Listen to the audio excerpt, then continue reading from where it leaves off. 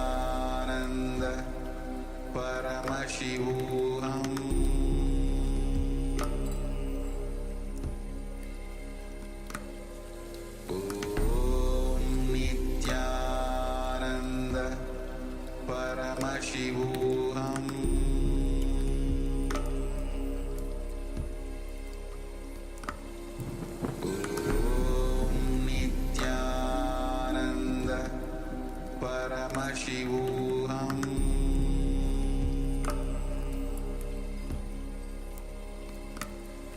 Om Nithyananda Paramashivoham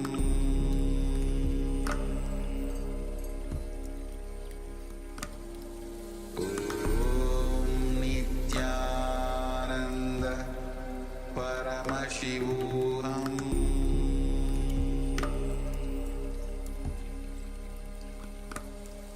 Om Nithyananda Paramashivoham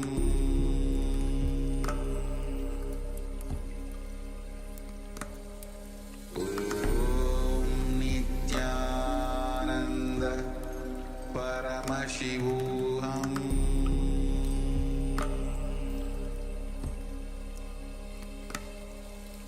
Om Nithyananda Paramashivoham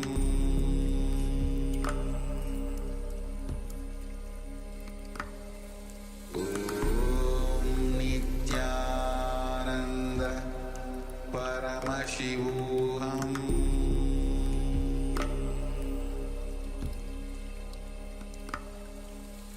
Om Nithyananda Paramashivoham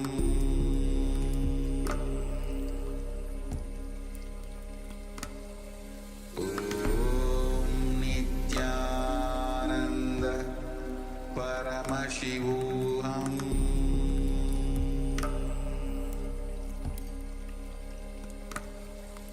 Om Nithyananda Paramashivoham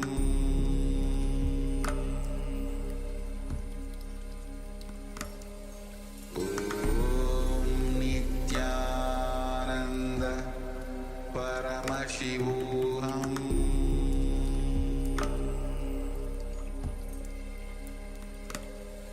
Om Nithyananda Paramashivoham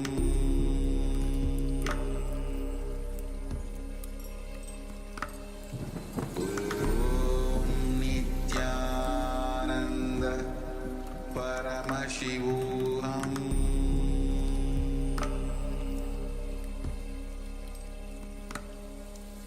Om Nithyananda Paramashivoham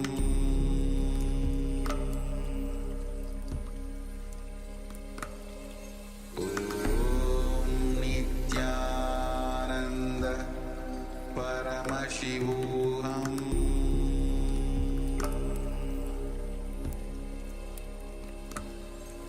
Om Nithyananda Paramashivoham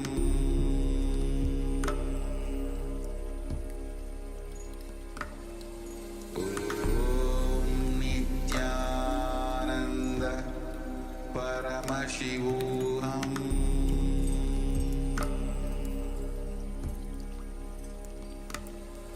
Om Ananda Paramashivoham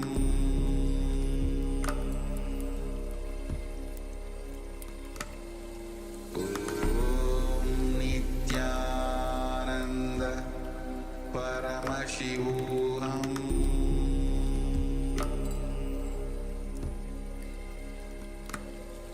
Om Nithyananda Paramashivoham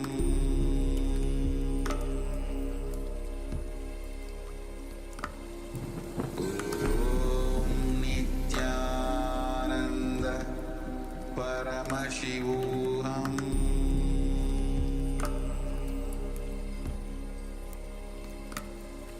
Om Nithyananda Paramashivoham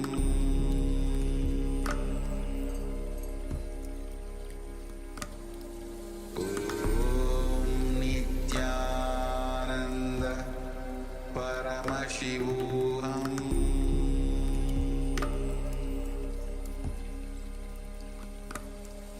Om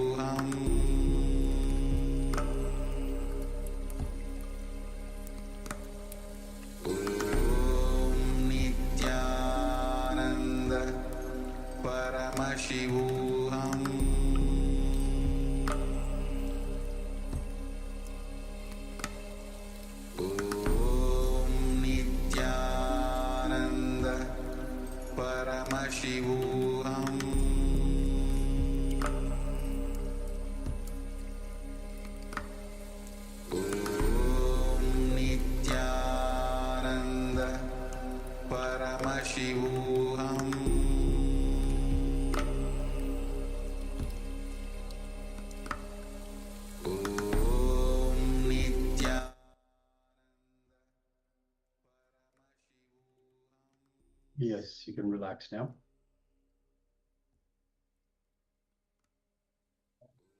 If you've closed your eyes, please take a moment and open your eyes once again.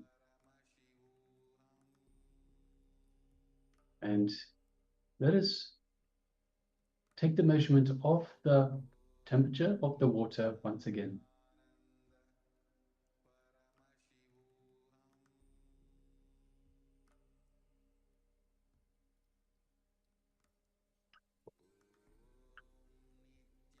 And we'd just like to take a moment and welcome everyone once again. So we have Charmaine Muse, Nithyananda. Nithyanandam. We have Ma Trinetrikananda, Nithyanandam. Nithyanandama. Ma Zhangzi Ho, Nithyanandama. Nithyanandam. Ma Guing Tzu Jing, Nithyanandam. Ma Suganyana, Nithyanandama. And Nithyanandam. Ma Parabrahma Swarupini, Nithyanandama. Nithyanandam. Ma Yang Hui Lan, Nithyanandam. Ma Judy, Nithyanandama. And of course, Ma Sally Chen, Nithyanandama. Good to have you with us. Nithyanandam, all of you. And all the participants on the YouTube, following us, watching us on YouTube, you are also welcome on this beautiful journey of Paramashivoham. We just had the power manifestation, so please go ahead, take a moment and let us know. You can take the second measurement, the measurement of the water, temperature of the water in the container, and let us know what was the change, whether it has increased, the temperature has increased or decreased. Yes, please go ahead and share.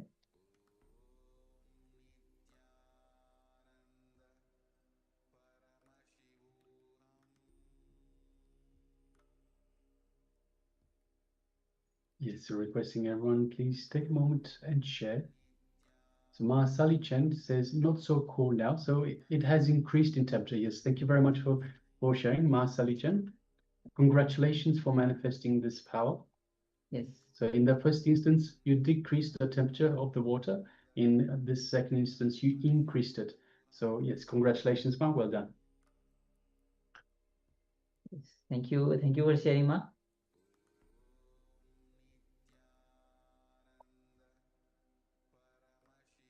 Yes, so for all of you following on YouTube as well, if you are following us on YouTube, you can take a moment. If you have taken part in this power manifestation, you can share with us how you went in this power manifestation. Were you able to increase or decrease the temperature of the water? Please go ahead and share.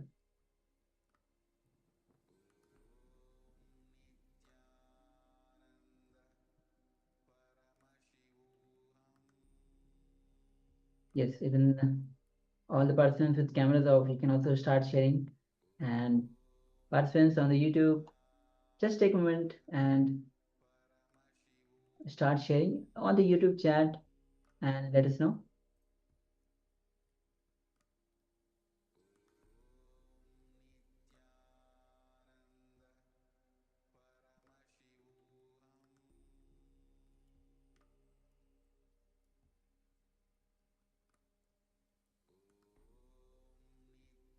All right, so if you're still sharing, please continue to do so. Meanwhile, let us get ready for the next segment, the next part in the program for today, which are revelations from the Supreme Pontiff of Hinduism once again. And we have workings of the mind. So Swamiji will be taking us through the workings of the mind, how the mind functions, how the mind works, how do we interpret, how do we perceive things. So we perceive things through mechanisms of sight, and we interpret it according to a well-defined process. But also, Swamiji will go into detail exactly what happens through this process. So requesting everyone, let us sit comfortably with the head, neck, and spine in a straight line. And let us hear from the Supreme Pontiff of Hinduism on the workings of the mind. Let us begin.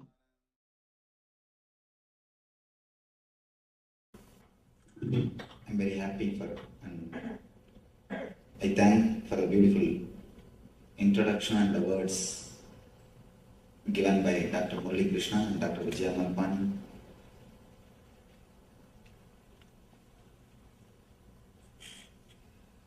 The topic is art of meditation. I'll try to present few ideas from our ancient wisdom Then we'll analyze these ideas with our questions and try to internalize them through our question answers. Then we'll have a practical meditation technique to practice. Last 4 days, we had 4 different sessions. Yoga for body, yoga for our inner verbalization, yoga for our mind, and yoga for our being, spirit. Every day we had different topic, different subject. Now I will give you a very simple presentation, few concepts about how our mind works, how we perceive things, how we process information inside our system, and how we take decisions, and where we can infuse peace, where we are missing the peace and bliss, where we can infuse peace and bliss. First thing, meditation is the greatest gift given to the world by Indian masters. Every society, every country has contributed something to the humanity. According to my experience, meditation is the contribution from India. That's the greatest contribution from India. Yoga and meditation is the greatest contribution given to the world by our ancient masters. Let me give you a simple diagram. How we perceive things, how the information is processed inside our system according to yoga. Then we'll analyze these concepts with our questions. First thing, you see something through your eyes. The information which you receive through eyes goes to something called chakshu. In Sanskrit we call it chakshu. It's almost like a digital signal processor. The whole file is digitized. The information which you receive through eyes are digitized in the chakshu. Next, the whole file goes to chitta. Chitta is the memory. In chitta, elimination happens, the excluding happens. For example, if you are seeing me, the information which you receive through eyes goes to the chakshu. In chakshu, the whole file is digitized. Then the file goes to chitta. Chitta discriminates. This is not animal. This is not a plant. This is not a tree. This is not a mountain. The discrimination is done by the chitta. Then the whole file goes to manas. In Sanskrit they call it as manas. English mind. You may use any word. The mind, that's the process of identifying. Memory, chitta does the work of this is not, this is not, this is not. Manas does the work of this is it, this is it, this is it. It starts identifying. First it says, oh, a Swami. Then it says, meditation teacher. Or whatever your mind wants to say. It gives you the identification. This is it. That is explained by the mind. Next, the whole file takes a quantum leap, goes to your ego. The whole file completely takes a quantum leap, goes to your ego. There you decide how I am supposed to respond to this moment or to this file. You decide what is there for me with this information. For example, You are seeing me. The file, you are seeing me through the eyes. The file goes to Chakshu. The whole file is digitized. And then the file goes to Chitta. Chitta says, this is not this, this is not this, this is not this. This is not a tree, this is not a plant, this is not an animal. Then the whole file goes to Manas. Manas decides, oh, this is a human being, this is a Swami. This is, you start identifying. Then the whole file goes to ego. Ego decides, what is there for me with this person? Based on your past experiences with other meditation teachers or other Swamis, you decide whether to sit here or not to. You decide based on your past experiences. If you had good experiences with some other guru, some other master, with some other spiritual teacher or meditation teacher, you decide, let me sit here, this is the place for me. I should learn something. If you had some bad experience with somebody who was wearing the same orange robe, immediately you decide, no, this is not the place for me. I don't want to sit here. That what is there for me, that connection is given by the ahankar, ego. Then the command comes back to the mind. The command is executed. You start doing what you want to do. One thing, if this whole process, if it is straight, clear, as I explained now, there will be no problem. But it is not completely conscious or straight, as I explained. At one point, you take a different path. Only from I to mind, the process is conscious, straight, which is under your control. As I explained now, it is straight, logical. From I to mind, it is completely logical, no problem. But from mind to ego, it is unconscious. It is not under your control. That is why, logically, if you analyze, you know smoking is injurious to health.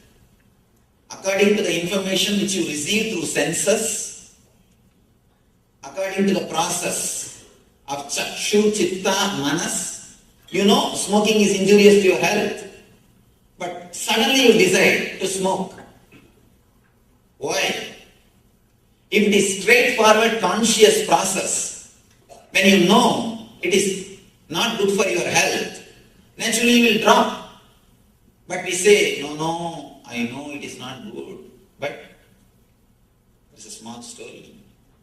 One guy came to me and said, Swamiji, a week ago I read a book which explains the negative impacts on our being by smoking.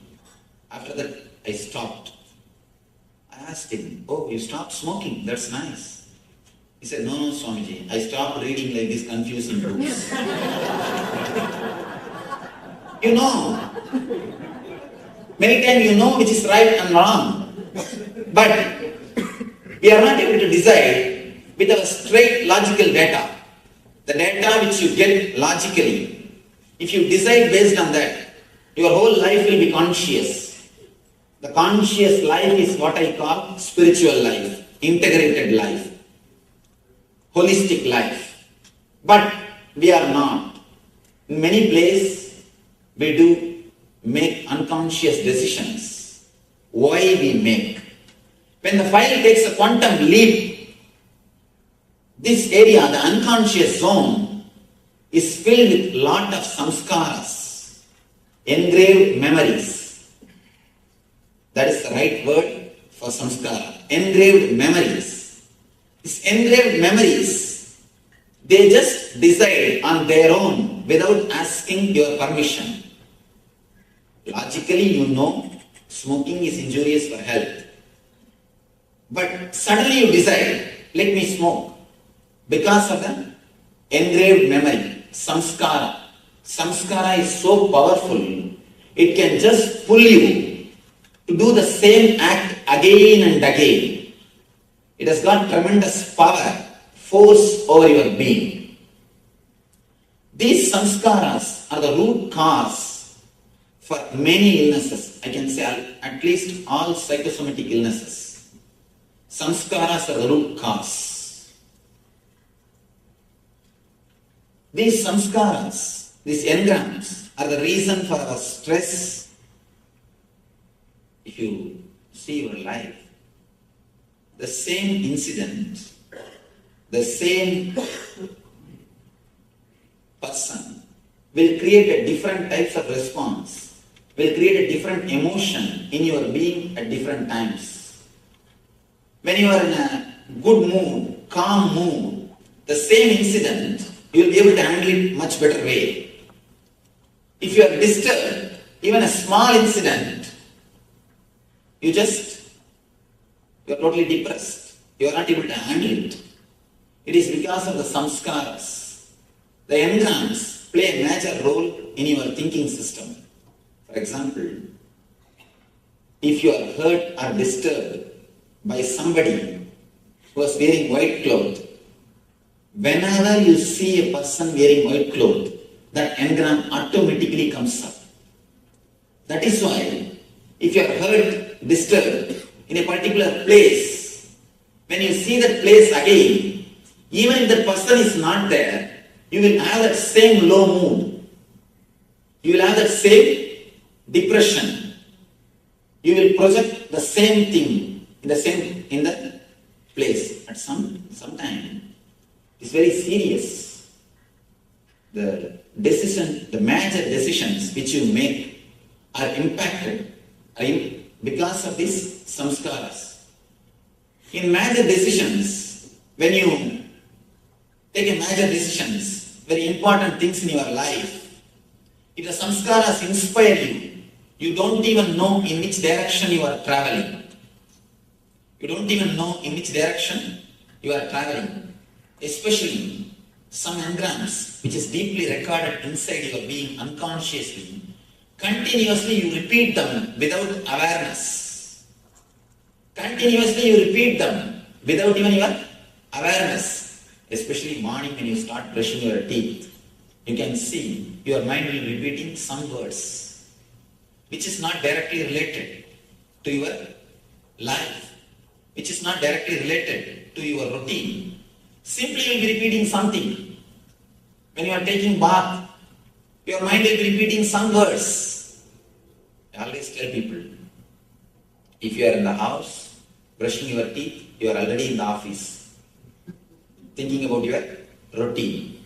If you are in the office, seeing patients, already you are in the beach, having vacation. If you are sitting in the beach, enjoying the cool breeze, already you are there in the house, thinking about your next routine. One thing is sure, you are not there where you are. If you are here, we can be sure you are everywhere except here. We just continuously go around. We almost live like ghosts because of these samskaras. Because of these engrams. Continuously you are repeating something inside your being which is not directly logically connected to your routine or to your life. This unconscious process creates a lot of disturbance in your physical health and mental health. For example, when you are in deep fear or in a high peak mood of greed, these engrams, these samskaras gets recorded in your system. If a small girl falls into a swimming pool or a stream of water, if people shout, oh, she can't breathe, catch her, help her, that word gets recorded in her system as a samskara. She will suffer asthma even after becoming 40, 50. Continuously the samskara repeats itself in her being. I have seen hundreds of cases like these people suffering because of samskaras. I work with patients. We heal through meditation. At least in the last 2 years, more than 200,000 people had a spiritual healing touch or meditation through our institution. I'm working with lakhs of people. I tell you from my experience, many of the psychosomatic illnesses has got their roots in samskaras. If we can heal this samskara, we can do a very big service to the humanity. The meditation heals the samskaras. Meditation helps you to come out of the samskaras. Apart from the physical health, the mental health also, the stress, the main root cause for stress is the samskaras. Actually, these samskaras, when they are sitting in this unconscious zone, they will not allow any file directly to reach the ego. More the samskaras, more the file will be distorted. Everybody will sign their opinion on that file. Understand? The file is supposed to move from this table, this person to that person. Between, if there are only 2-3 persons, the file will move quickly and file will go as it is. If there are 300 persons sitting in between, everybody will write their opinion. By the time the file reaches the last person will not know what decision to make. He just says something, decision is made, and it is executed. More the engrams, more the samskaras, more confusion and more stress. And the process also takes more time. That is why many times you will not be able to decide for 10 years. Simple decision we will not be able to take even for 10 years because more engrams, more samskaras. By the time people decide whether to get married or not, already the life is over. Many times you can't decide. Why? Because too many engrams, too many samskaras. The process takes too long time. So many persons writing their opinions. What will happen to the file? You will never be able to decide. It becomes a complete confusion. Too many engrams create many psychosomatic illnesses and confusion in our day-to-day life, whether it is relationships or it's a profession. It will be very difficult to take any decision. Even small decisions look like too big. You feel that you are not able to take the decisions. You feel insecure continuously even to take a small decision. People are not able to do any change in their life because of these engrams. Too many samskaras. You will not be able to move in your life. The whole courage or the power to move in the life is completely disturbed. The unconscious process or the engrams is the root cause, the single root cause for many of our problems. If we can infuse peace, silence into this unconscious zone, the whole unconscious zone becomes conscious zone. Because the moment you remove the engrams, the moment you remove the samskaras, the whole process will be under your control, will be under your awareness, will be under your consciousness. Only because of the samskaras, the process goes to the unconscious zone. If the samskaras are removed by infusing peace into the unconscious zone, the whole thing will come under your awareness. Removing the samskaras by infusing peace into the unconscious zone is what I call meditation. Is what I call meditation. One more thing. The time taken for the conscious process and time taken for the unconscious process. Should you have any? Okay, right and sure.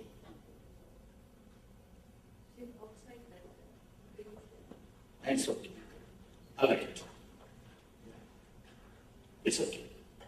The time taken for the conscious process and the time taken for the unconscious process only decides whether you are in an instinct level or intellect level or in the intuition level. If the time taken for the conscious process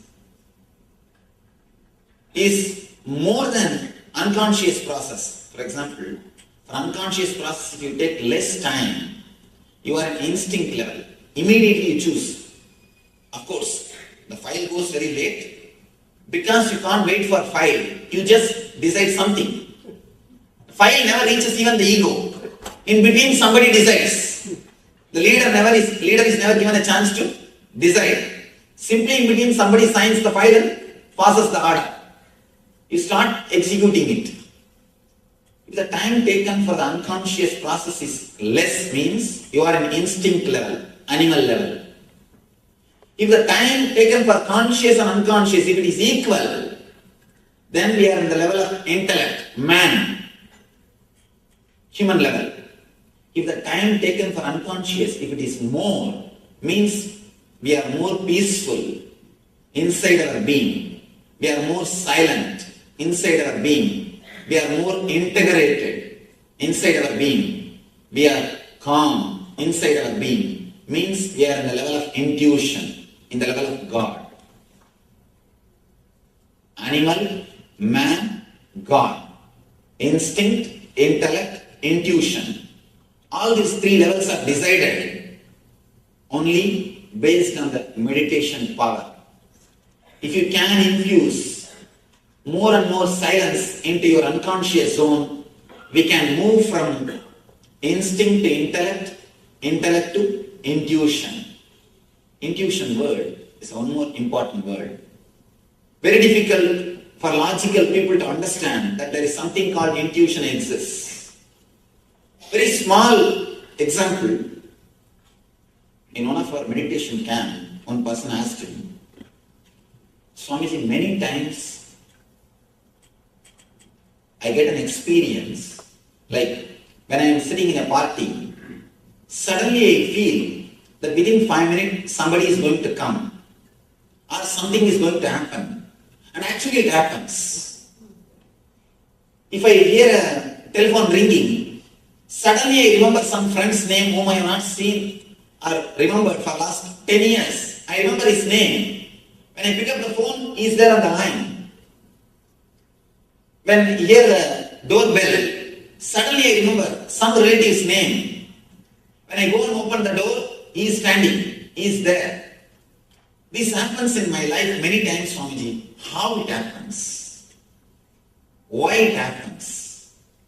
I asked the whole crowd, how many of you experienced like this at least once in your life? These same moments. She told one more thing. When I go to some friend's house, when I go first time, suddenly I feel I have come to the same place already. And I am able to tell in which room what things are there. And it is exactly there as it is. When I asked the group, how many of you had this type of experience at least once in your life? More than 80% raised their hands. Now let us analyze. How many of you had this type of experience at least once in your life? Oh. See, now we should understand, analyze something. If it is in one person's life, once or twice, we can reject it in the name of coincidence. Oh, it's just coincidence. We can reject. But when it happens in so many persons' lives, so many times, how can we reject it? Just with a simple word, coincidence. We can't reject this. Just with a simple word, coincidence. There is something more. We can't use just one word and remove or put this whole thing aside.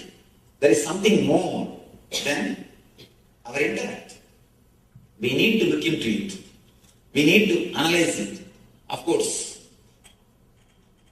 a lot of research are being done. I do not know much about the other things.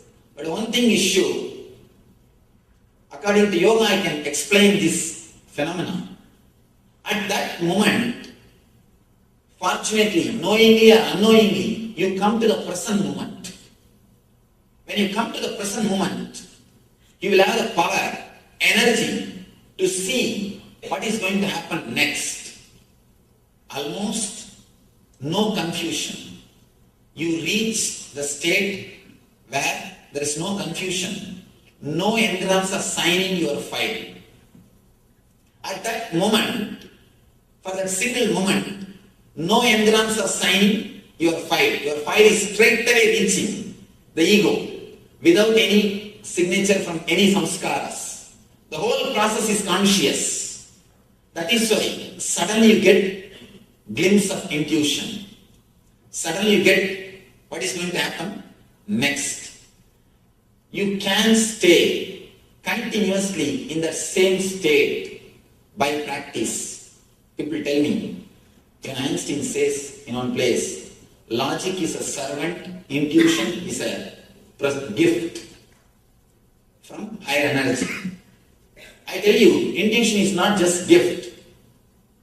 You can make it as a salary. If it is a gift, we have to wait. Who will give, when they will give, what time, whether it will come or not, we don't know. You can make this as a salary. You can work for it. You can achieve it. You can make it as your life. We can stay in that same state of intuition or same state of ultimate consciousness continuously through meditation. One more thing I want to say, because it's a very important thing for doctors. Yesterday we were analyzing about this subject. Taking the negative energies of patients continuously, whether you believe it or not, you are meditating on patients. Continuously you are contemplating on negativities, the problems of the patients. There was a beautiful research which I was reading, that in medical schools, if a particular subject, if they are teaching about particular disease, more than, for example, headache or knee pain, back pain, more than 40% of the students show the same symptoms at the time of teaching. 40%. When you continuously contemplate on some particular disease or symptom, you tend to feel it. Even you can see when you listen about some symptom, you just compare inside your mind. Do I have that? Do I have it?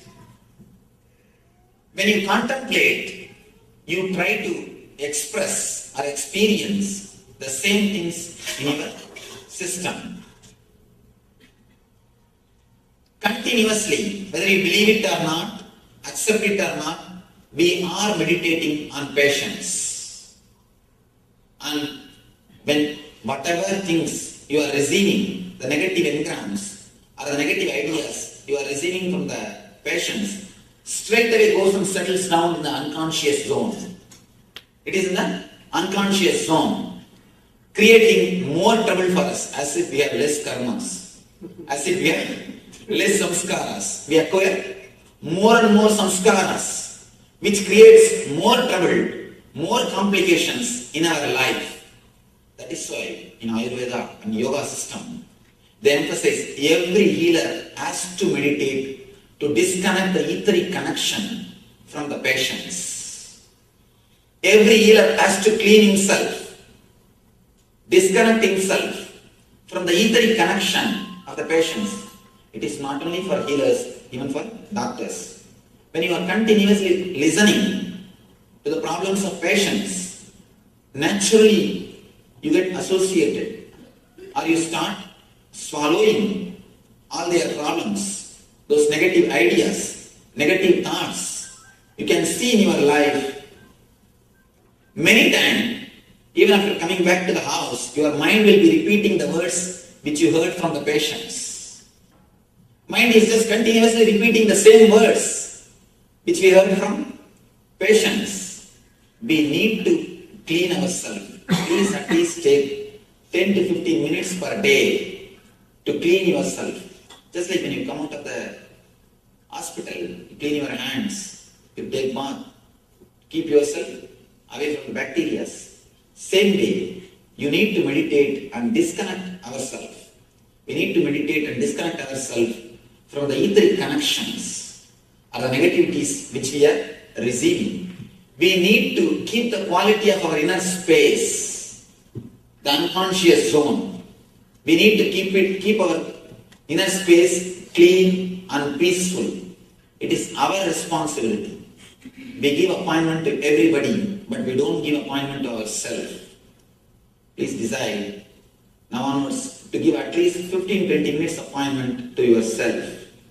To keep your inner space peaceful, happy and healthy.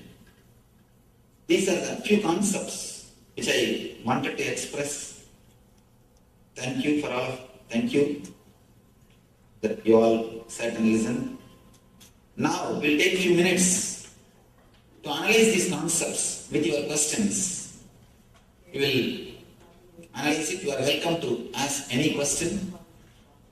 After the question answers, we'll see a simple practical meditation technique through which you can keep your inner space peaceful and blissful. You are welcome to put any question. Yes. Do you believe in next life? It is too big theory, ma. See, let's bother about this life. I always tell people ask me, Swamiji, can you teach me the technique to get the past life memory? I tell them, this 30-40 year life memory itself is haunting us. It is making us mad. We are going crazy. Just this 30-40 years of memories. If we get 60 or 70 more years of memory, what will happen to us? She's here, she's not here. So, I request, better not to bother about these esoteric things of next life, past life. Let's bother about this life, man. We are not able to live happily this life. Then when we are not able to live happily this life, what are we going to do? By what? Knowing the past life or the next life. People come and ask me, Swamiji, please teach me some technique. I wanted to do the Vashya of the 1800 Kali. There are some big devatas. I wanted to see the devata. I wanted to have wounds from the devata. I wanted to see. They come and ask me.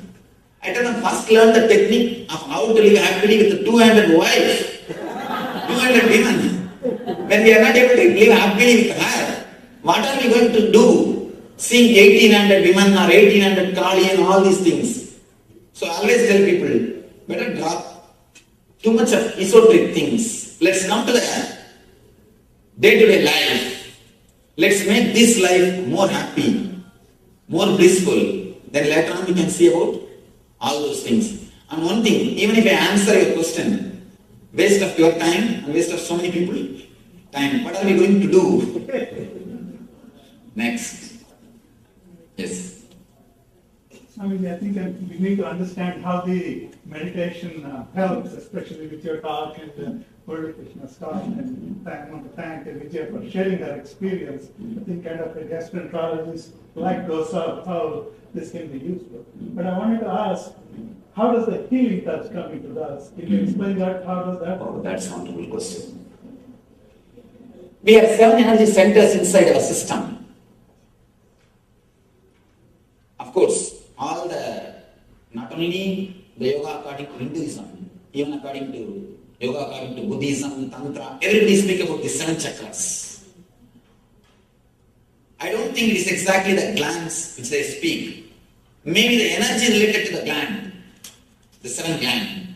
Maybe some way through energy level they may be relating with the gland. Of course, the traditional belief is that these chakras are only controlling and managing our physical, mental, emotional and spiritual activities. If some of these chakras are disturbed, we fall or we get diseases. If we can heal those chakras, activate those chakras through meditation, naturally disease disappears. We become healthy. If you can do by your own meditation, it is called self-healing. If you take the help of a master who meditates, it is called healing. One question comes here. How can somebody else give energy to us? Of course, in the modern day, a lot of researches are done about this Kirlian photography and all those things. They prove very clearly the energy can be shared.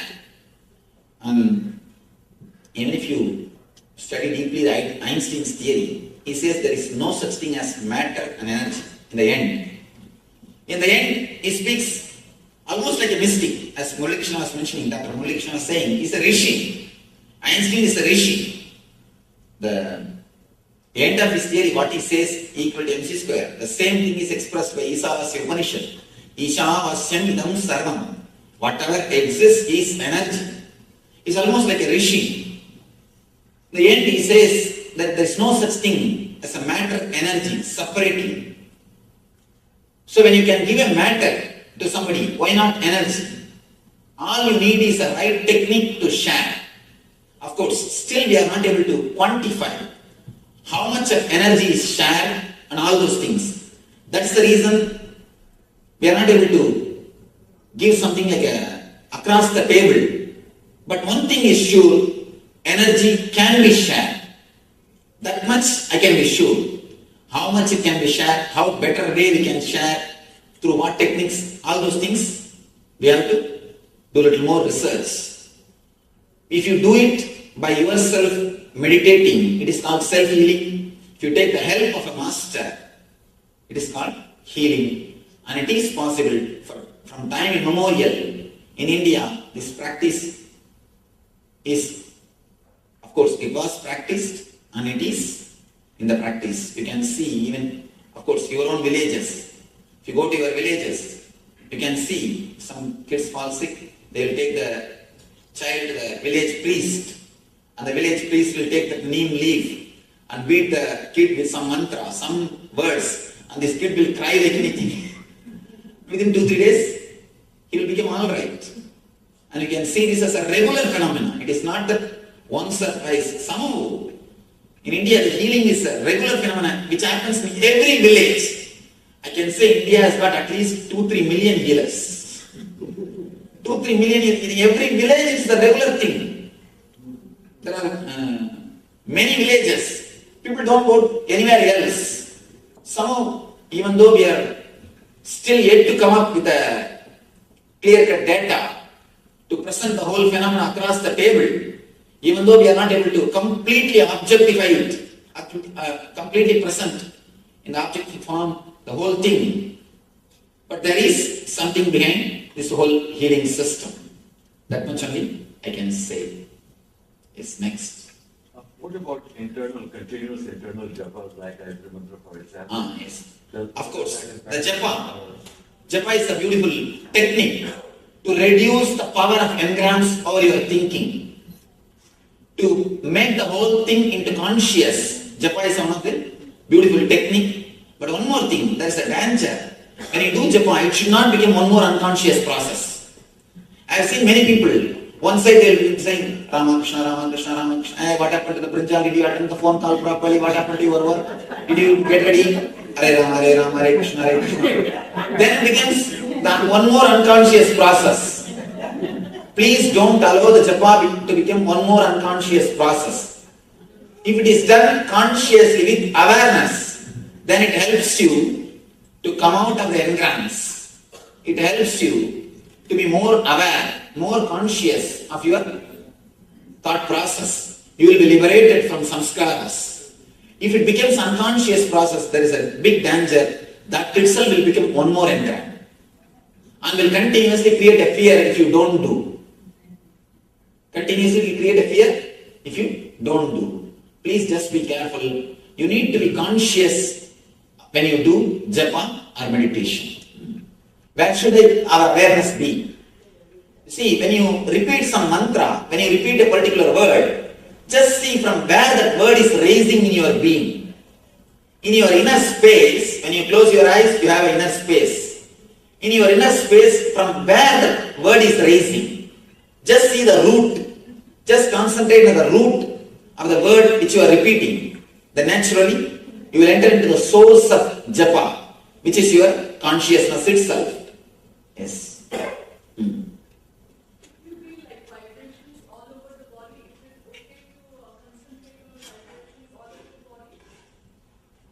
You can see, you can start searching the source of vibrations, from where the vibration starts. Now we will be doing a very small meditation technique to keep our inner space peaceful and blissful. Before that, anyone question? We finish that question.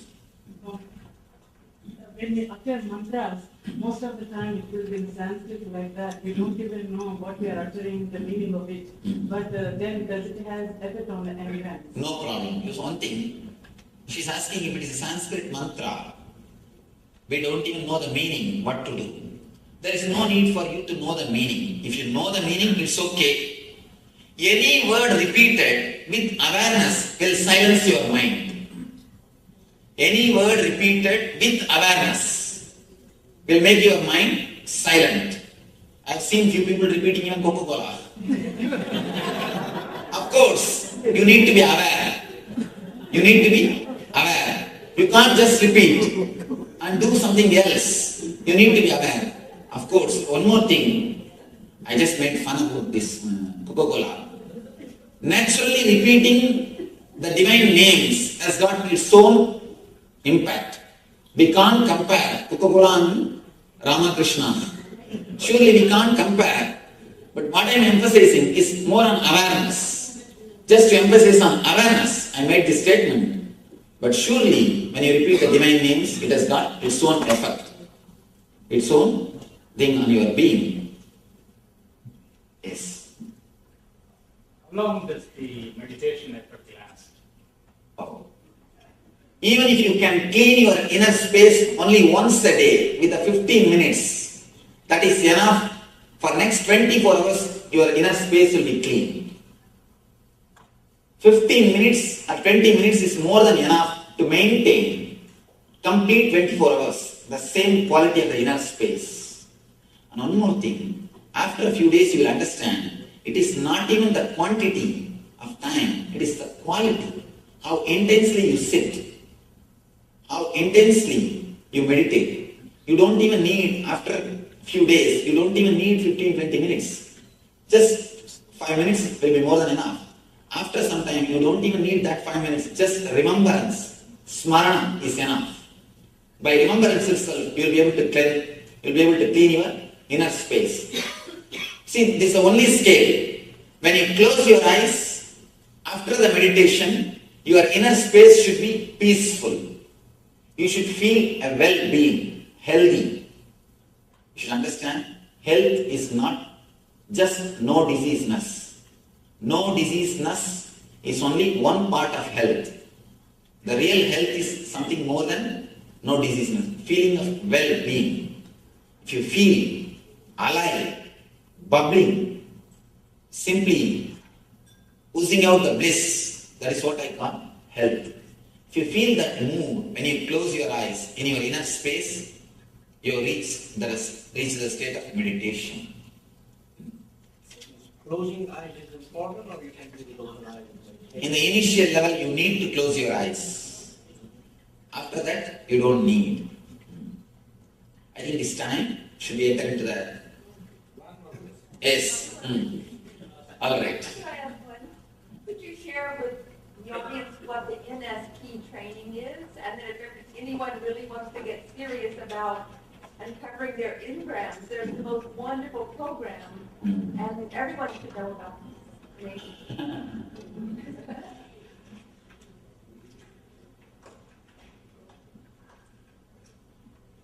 Of course, she is asking about our program. We do a 2 days workshop, meditation workshop, to clean this engrams recorded in our system, which is already into our being, which is not under our control now, which is there already. To remove that, she is asking about that program. I think more than that. Of course, that program is designed to clean the engrams which we have in our being. It is offered all over the world through our teachers. Our website may give you the detail. Alright, any I don't have this question, but I would like to share what I have experienced. For vasanas, what we call imprints, vasanas, vasudevasya vasitam bhuvanantrayam sarvabhuta nivasosi vasudeva namastute. So that just helps because like ours. Vasanas are not samskaras, please understand. Vasanas are dead imprints which don't have enough power to pull you to walk in the same path. But samskaras are living, alive. They have the power to pull you down and make you walk in that same path. So vasanas are different and samskaras are different. Okay, but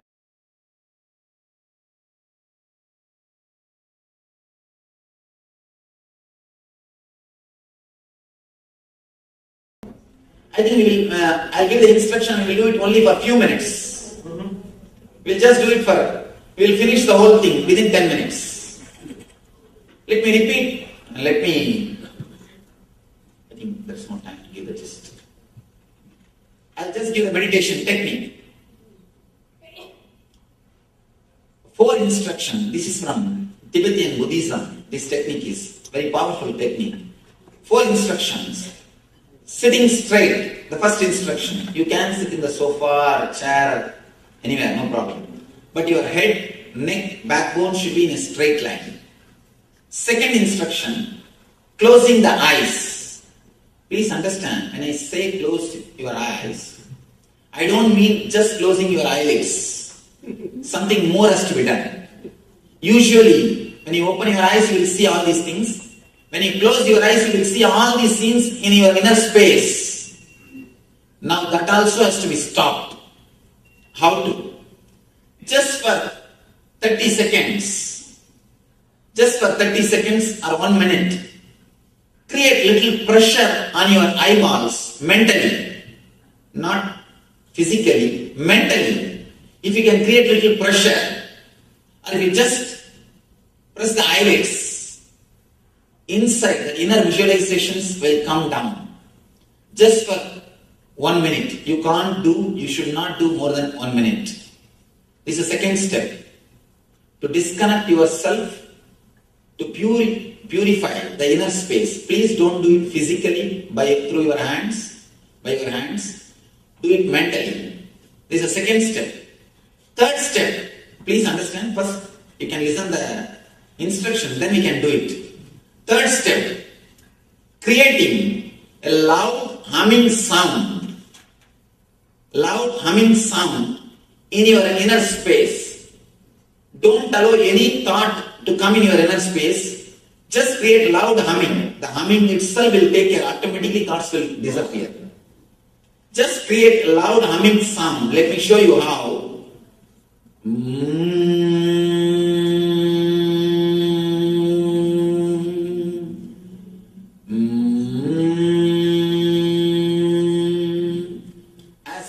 As possible, as intensely as possible, as deeply as possible. Just fill your inner space with this vibration. Naturally, the engrams will be put to rest. You will infuse peace into your unconscious zone. When you do this humming, automatically thoughts will not be there. Do this humming for 20 minutes. Then after that, for 10 minutes, just sit silently in a very relaxed way. Let me repeat the instruction. First, sitting straight. Second, closing your eyes. Third, 20 minutes of humming. Fourth, 10 minutes of silent sitting. This is the very simple initial level meditation technique. I always promote this one technique for the beginners because this technique does a lot to our being. It can keep your inner space peaceful and blissful. It can protect yourself from the negativities which we are continuously receiving from the outer world, from our patients or from our friends or relatives or family, from anywhere. It can protect ourselves from the negativities which we are receiving from the outer world, and it can heal, it can remove the samskaras which we have already recorded inside our system. We can get rid of these engrams. Even though technique looks very simple, when you practice, you will understand the effect. You will understand the result. Now, we can take just few minutes. We will do it only for 3 minutes, 3 minutes. 3 minutes we will do the humming, and 2 minutes we will be silent just to have the taste, so that you will be able to practice in the house. If you are interested, please start. Please sit straight. You can close your eyes. Just for a few seconds, create little pressure on your eyeballs. You can stop the eyeball movements by creating little pressure so that the thoughts will come down. Start humming as intensely as possible, as loudly as possible.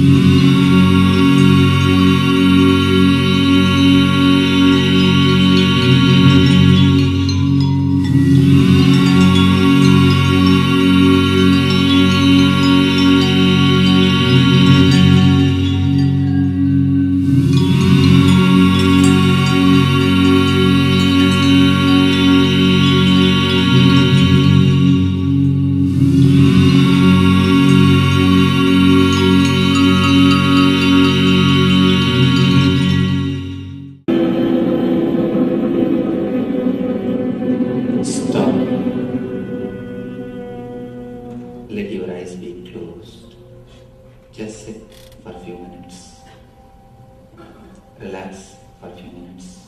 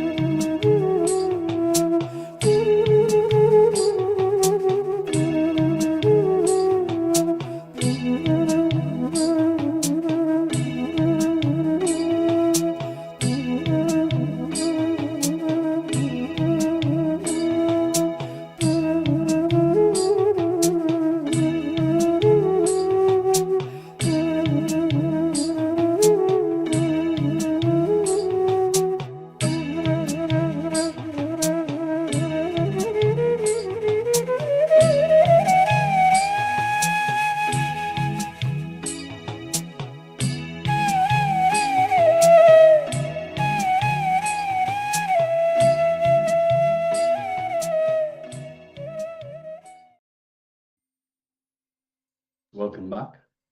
So wonderful revelations there by the Supreme Pontiff of Hinduism on the workings of the mind. So just like to take a moment now, request everyone to just share with us how you experienced the meditation and how you experienced the digital signal and the chakshu. So in terms of the powerful cognitions that you received and how you experienced that. So have just take a moment and write down your powerful cognitions and write down how you experienced the chakshu, the digital signal processor. So please take a moment. And of course, if you have any questions at all in terms of the workings of the mind, or if anything to do with anything that we've gone through today, or perhaps anything that we have gone through in the previous days of the program, you can please take a moment and share with us, ask us, and we will attend to every question. And that's for everyone, so not just people in the Zoom on two-way, but also for the people on YouTube. If you are following us on YouTube, you can ask questions as well. We are monitoring the chat, and we will be addressing to every question related to the program itself. Yes, so do not hesitate to ask any questions that you have. So you are please feel free. You have the chat box for you. Please reach out to us. See, understand this is why we're here. This is why we have the acharyas for the program, so we can facilitate your learning. If there's anything that you don't quite understand, anything that needs further clarification, then you can take a moment, you can ask us, because see, everything builds on top of each other. So you start with the base information. Start with the base information, but if there's gaps in the information, as you build, similar to how you build a house, you have to start with a strong foundation. If the foundation of the house is weak, then the whole house will be shaky. In the same way, with the knowledge, you have to have a strong foundation of the knowledge. Without that strong foundation, there are gaps, and the whole house of cards, so to speak, just falls over. So it's important that whenever you have gaps in your information, gaps in the understanding, something needs to be clarified, please take a moment and ask us. Don't hesitate. This is what we are here for. We are here to facilitate your learning. All right. All right. So with this, we'll be now entering into the next. Next is actually going to be a Kriya. Kriya, cure for arthritis. So arthritis is one of the common disease that has spread across the world. So you know anyone who is actually suffering from this disease, you can reach out to them, you can call them, and because this Kriya is for them. Yes, and arthritis is quite a complicated problem that people are facing. So it will involve a number of different segments, a number of different practices that Swamiji will go through. So make sure you have enough space and enough time. Make sure no one disturbs you for this important Kriya, this technique that is guided by the Supreme Pontiff of Hinduism. So requesting everyone, let us sit comfortably. Make sure you have enough space to practice the Kriya. Make sure you're not disturbed. Now let us bring our full attention to Swamiji as he takes us through, guides us through this important Kriya cure for arthritis.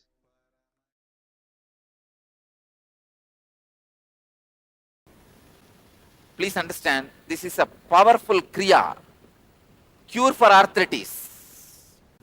You can sit either in Ardha Padmasana or ordinary, just comfortable sitting posture, which I am sitting now, or you can sit in ordinary comfortable posture. Buddha Sutti Kumpaka. Please understand the first step. Buddha Sutti Kumpaka. Let me give you the instruction step by step.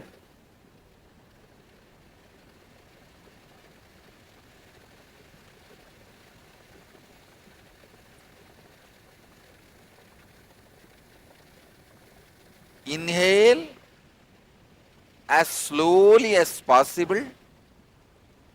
hold the breath judiciously as long as possible.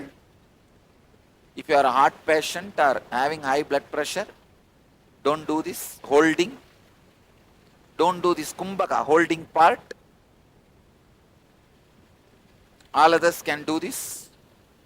Exhale as slowly as possible. Please understand. Inhale as slowly as possible.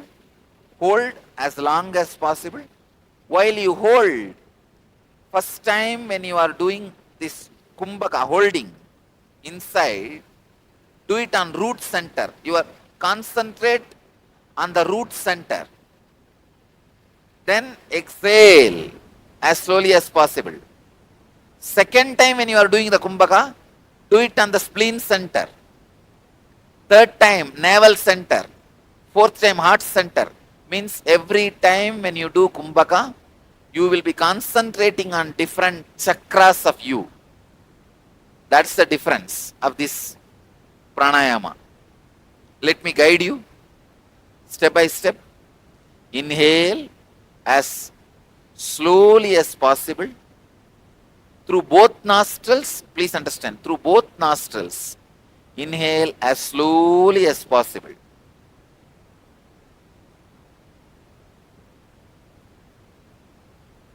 When you feel full, hold using your fingers, both nostrils.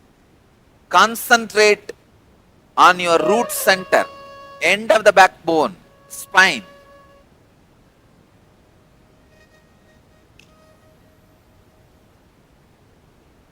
Hold the breath inside. Concentrate on the root of your spine. Hold judiciously as long as you can, but use fingers to control your nostrils. Let the Kundalini energy in you all be intensely awakened.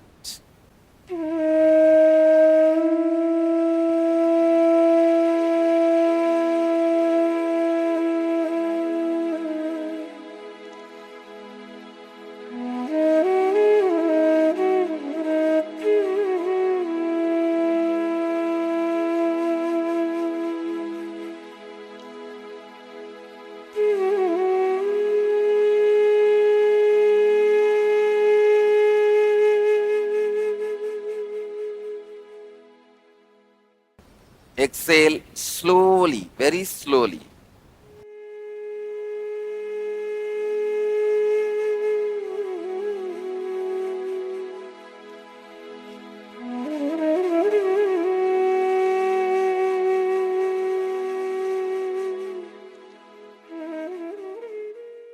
Just on the root chakra itself, do at least 3 more kumbhakas. Same thing, inhale, hold, and concentrate on the root chakra itself. Do this 3-4 times so that your energy in the root chakra is awakened. Then we'll go to the next center. Do this 3 times.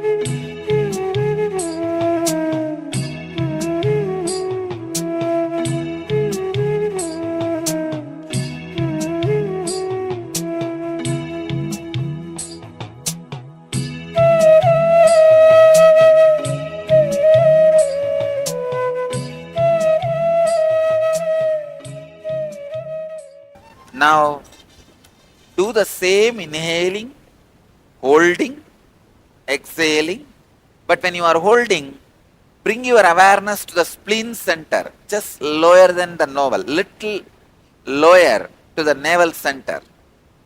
2 inches below the navel center is your Swadhisthana, spleen chakra. Bring your awareness to the spleen while you are holding the breath. Do this at least 3 times. Start. Inhale as slowly as possible. Hold the breath and bring your awareness to the spleen center.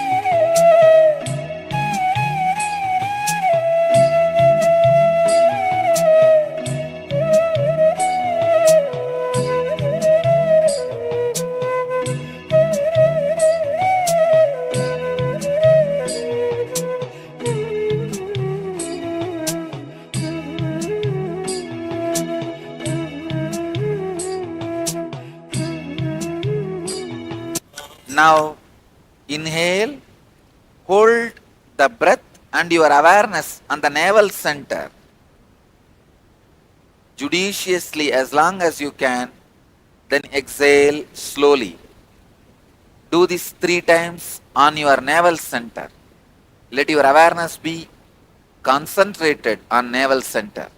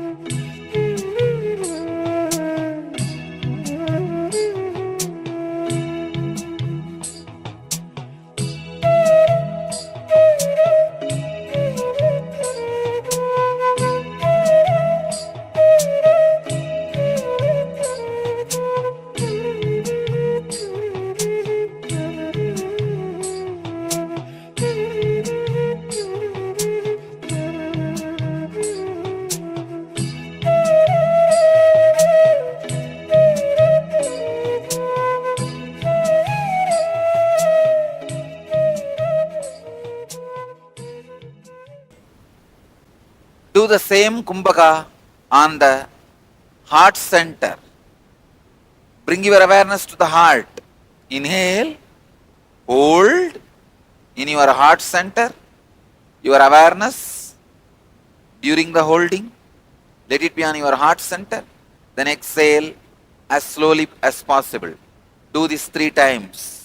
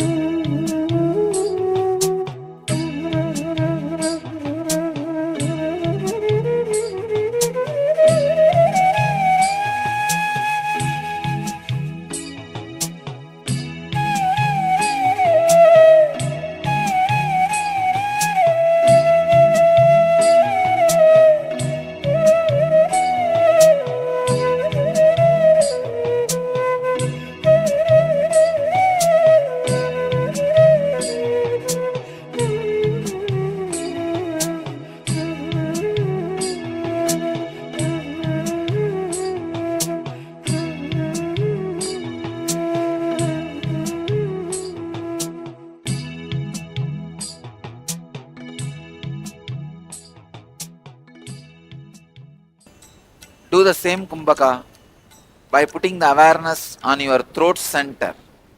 See, arthritis is a very complicated disease. That is why you need to work on all energy centers, and long kumbhakas are required. Please do it.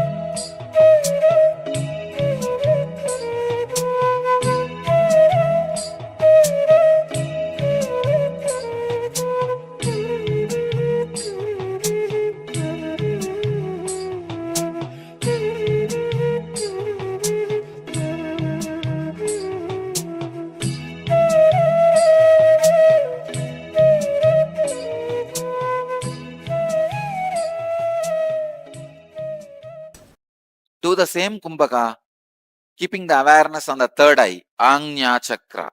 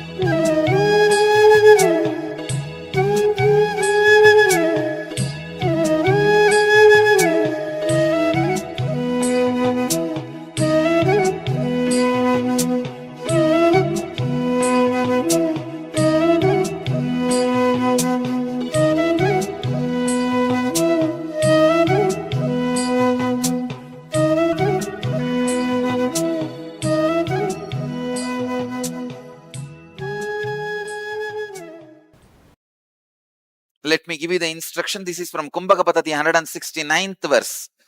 Actually, the Kumbhaka earlier you did, just now. The Buddha Sutti Kumbhaka, it is Kumbhaka Patati, 157th verse. Now what you are going to do is 69th verse. Inhale rapidly with the sound of black bee. Hold. Exhale slowly with the sound of black bee. Please understand.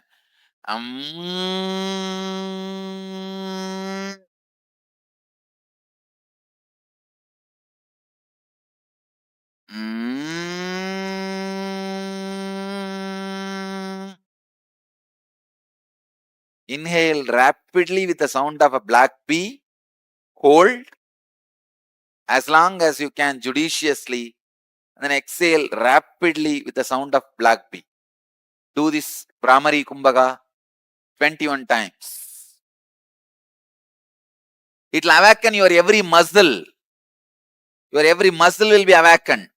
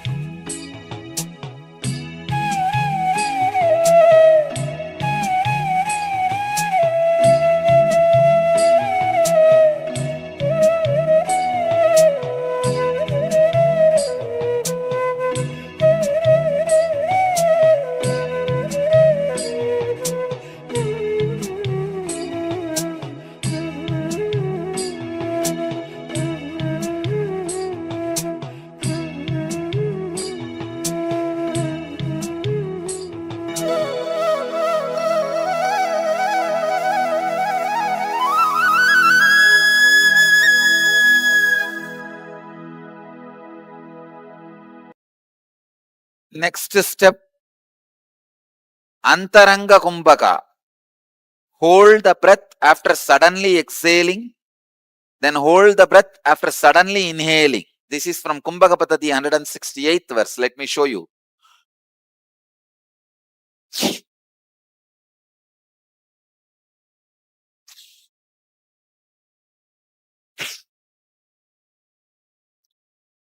Hold the breath after suddenly exhaling. Suddenly exhale and hold as long as you can. Then suddenly inhale and hold as long as you can. Then suddenly exhale and hold as long as you can. Please do this 21 times. This will pump so much of prana into your muscles. This will remove any pains.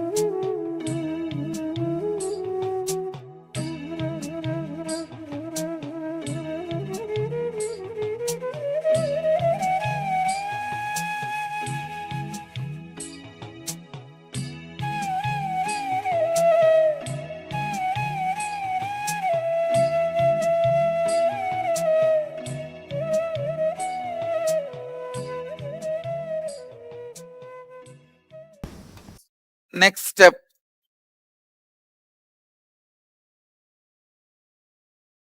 Bastrika. This is from Garanda Samhita, 5th Upadesha, 75, 6, 7 slokas. With a bellowing sound, forcefully blow out the air out of both the nostrils so that your abdomen gets tucked in. Slowly allow the body to inhale. Repeat the cycle. Let me show you.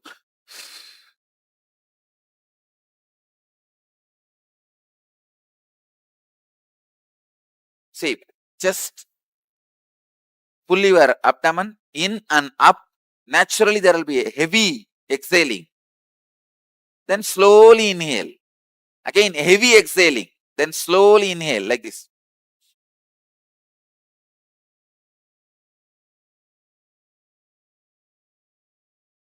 Heavy exhaling by pulling the lower abdomen in and up. Then slowly inhaling.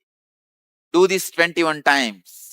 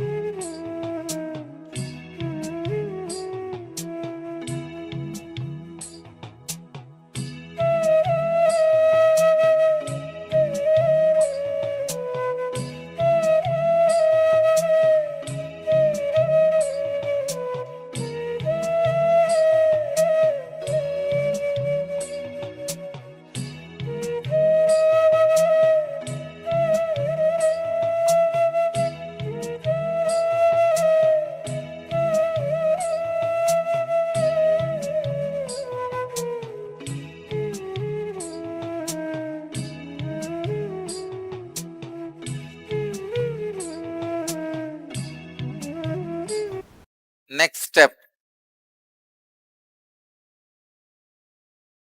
Just sit silently for a few seconds in unclutched mood. Now is the time you will experience intense Kundalini awakening and levitation.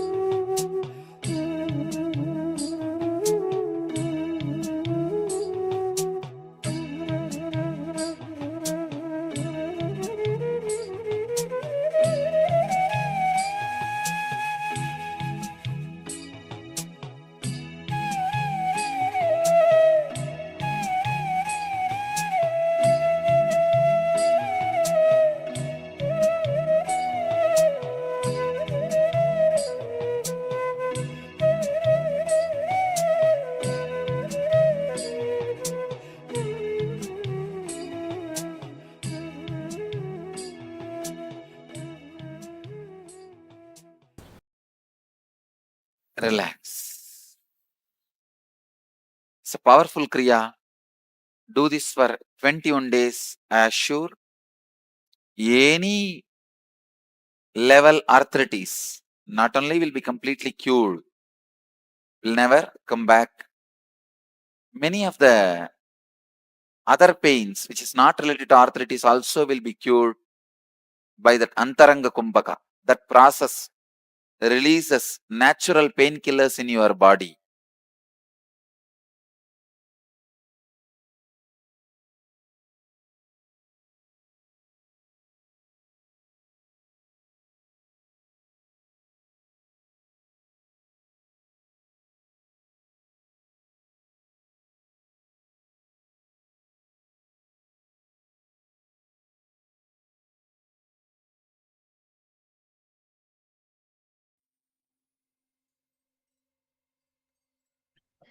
Yes. So what a powerful Kriya. And Kriya for arthritis. Ma Sarijan was actually practicing this Kriya. Yes. Well done. If you wish, you can share your experience of this Kriya. Now is the time that we enter into the power manifestation. So, yes, so for this power manifestation, today's power manifestation is altering the temperature of water. So we will once again require participants to gather. This time we'll go for 2 cups of water. So in the first instances, we had 1 cup of water and we either increased or decreased the temperature of the cup of water. In this third round, we will require you to have 2 cups. So 2 cups, 2 containers, 2 bowls of water. So we will have one on the left and one on the right. The one on the left with water, we will keep the same. And the one on the right, we will increase in temperature. And then we will compare the two. We'll compare the temperature in one versus the other one.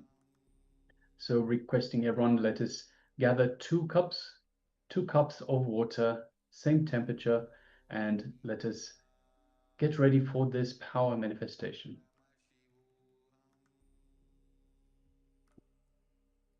yes. Meanwhile, we have been joined by Yuan, Kevin, Nithyananda. Yes, Nithyananda, welcome. Good to have you with us.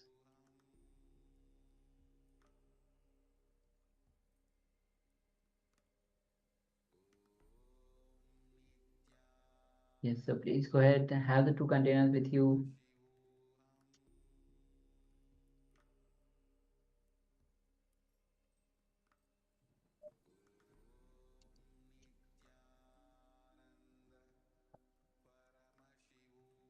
Nine people rest now.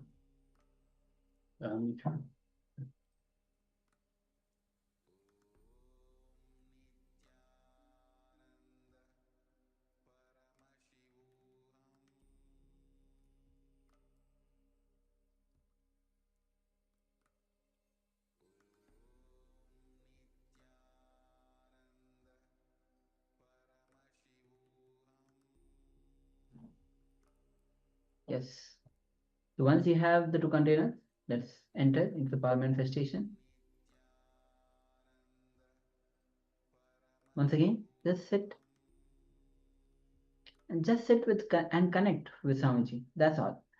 You don't need to do any effort. You don't need to have that thinking, how will I able to manifest? Will the temperature change or not? You don't have to bother about anything. Yesterday, in the collective consciousness, Swamiji was revealing, I don't heal, just my presence heals. So remember Swamiji, connect with him and just invoke his presence. You don't have to put an effort, just allow Swamiji to flow through you. And simply you'll be able to manifest the power. So let's enter into the power manifestation. Sit with your head and spine in a straight line. Connect with Swamiji in your inner space. And have that strong declaration to manifest this power of changing the temperature. On both the container, one you can choose to make it cooler, other way you can make hotter. So hope all of you have taken the initial measurement.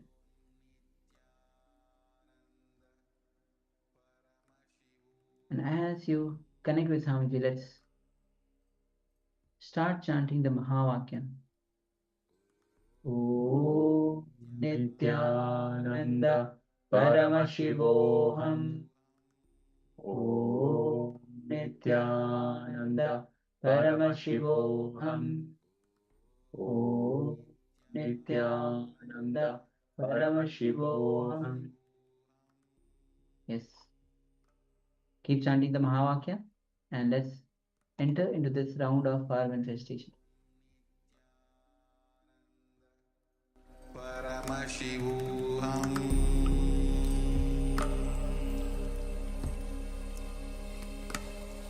Om Nithyananda Paramashivoham.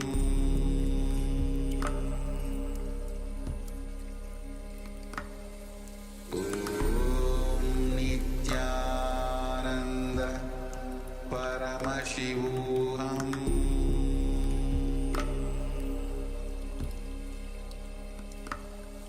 Om Nithyananda Paramashivoham.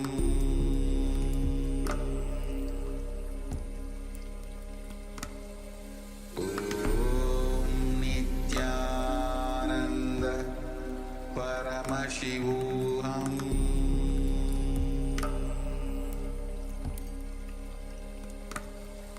Om Nithyananda Paramashivoham.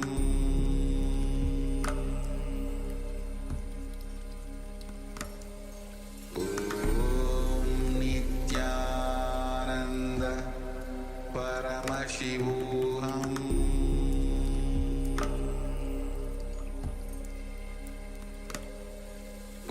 Om Nithyananda Paramashivoham.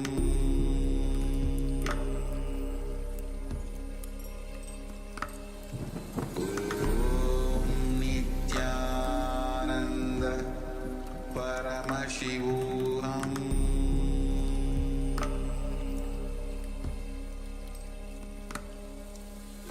Om Nithyananda Paramashivoham.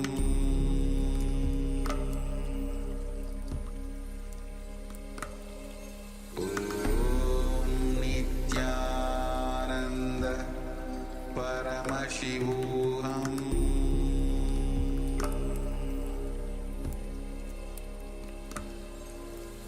Om Nithyananda Paramashivoham.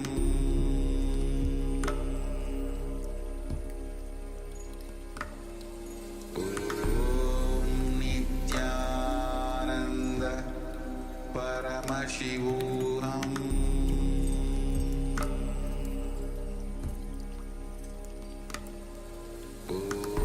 Om Nithyananda Paramashivoham.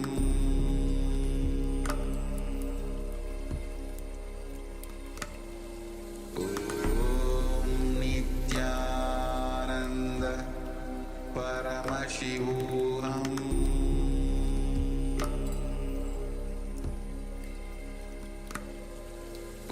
Om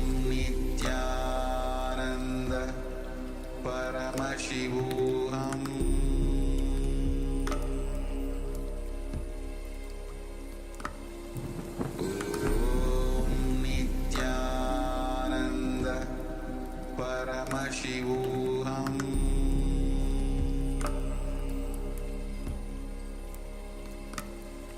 Om Nithyananda Paramashivoham.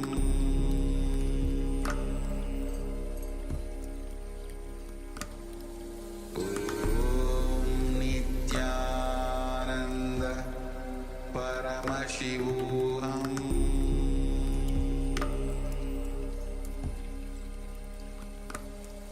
Om Nithyananda Paramashivoham.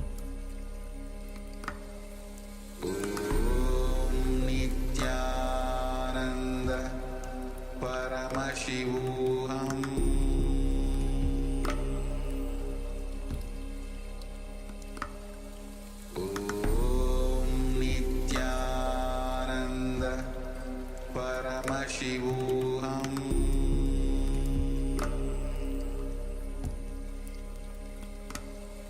Om Nithyananda Paramashivoham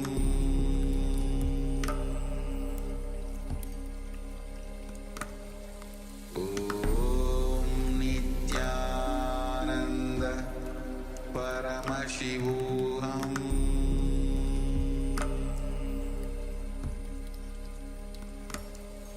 Om Nithyananda Paramashivoham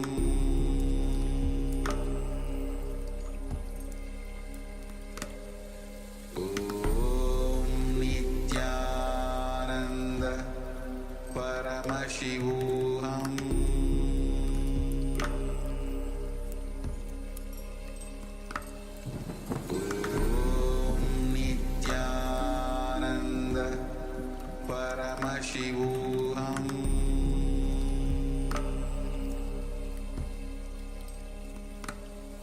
Om Nithyananda Paramashivoham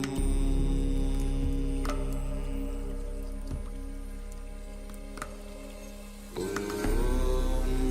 Nithyananda Paramashivoham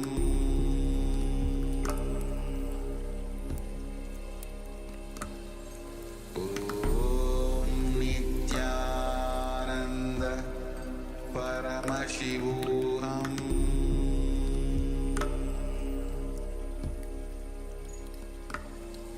Om Nithyananda Paramashivoham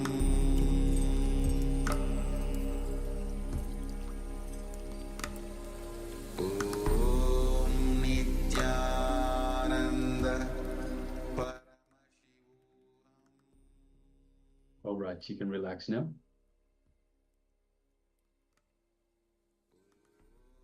And take a moment and let's compare the temperatures in the two containers. So you can use a thermometer, you can use perhaps your finger to feel the difference in the temperature, or perhaps even sip the water. You can sip from both cups one at a time and see if there's a difference between the one on the left, which we left untouched, and the one on the right, which we increased in temperature. So requesting everyone, please take a moment and share with us. So take the second measurement and let us know how you went. Yes, so please go ahead, have the measurement and let us know.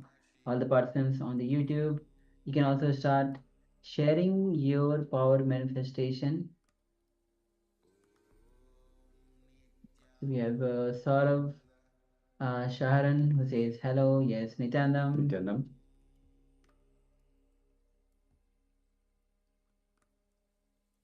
Also, those who are following us on YouTube, we have already given you the link to join us via two-way. You can use the link and join us. And understand that on two-way, when we have the course on two-way, it is much more tailored to you. It is much better interaction. Acharya disciple, Acharya student interaction. So please take a moment and consider joining for the two-way and enjoy the course much better. All right, so once again, requesting everyone, let us take the second measurement. Let's take the measurement of the two cups, the temperature in the two cups. Compare the one on the left, which we left the same, and the one on the right, which we increased in temperature. So take a moment and use whichever technique you want, whichever way of measuring temperature, whether you have a thermometer, an actual thermometer for the exact reading, or perhaps just dip your finger and judge that for a difference, or even take a sip of water from each cup one at a time and identify whether there is a difference, a noticeable difference in temperature between the two. So let's go ahead now and then share with us in the chat box provided.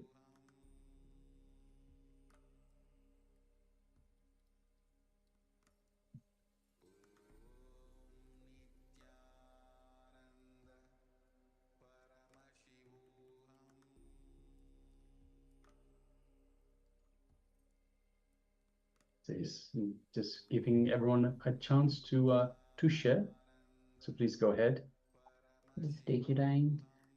Let us know what was the difference between the previous initial measurement and the second measurement. Massage channel says yes. You can. So you have successfully manifested. So water either it has increased or decreased or both on both the containers. So thank you, Mas, for sharing. If you want to share more details, you can share that as well.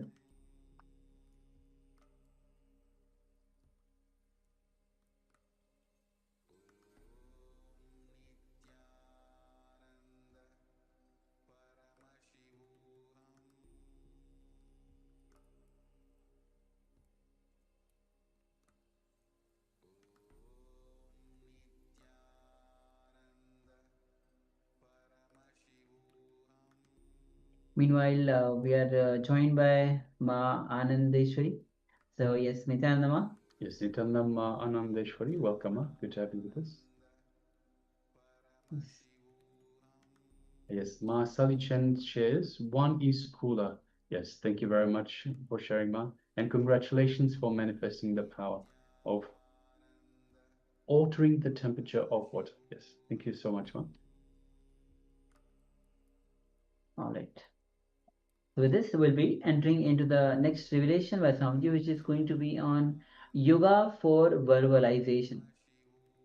So understand, our inner space is just filled with the verbalization, all the words that we have gathered.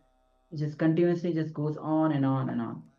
So Swamiji is revealing on this very verbalization Swamiji will be revealing yoga for the verbalization. So let's come to the space of listening.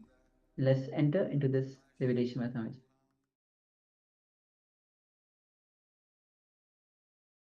Our inner chattering is the bridge between body and mind. It is not completely mind because mind is something more than inner chattering. It is not completely body because body is totally physical. It's something in between. In Sanskrit we use beautiful word, samskara. Samskara, the engraved memories. These are the reason for inner chattering. Our verbalization. Today we will see about our verbalization. Yoga for our inner chattering. Yoga for our verbalizations. Again and again, all the great masters declare, you are Atman, you are energy. And that's a beautiful statement in the Upanishad. Excuse me, I'm taping here, could you mind?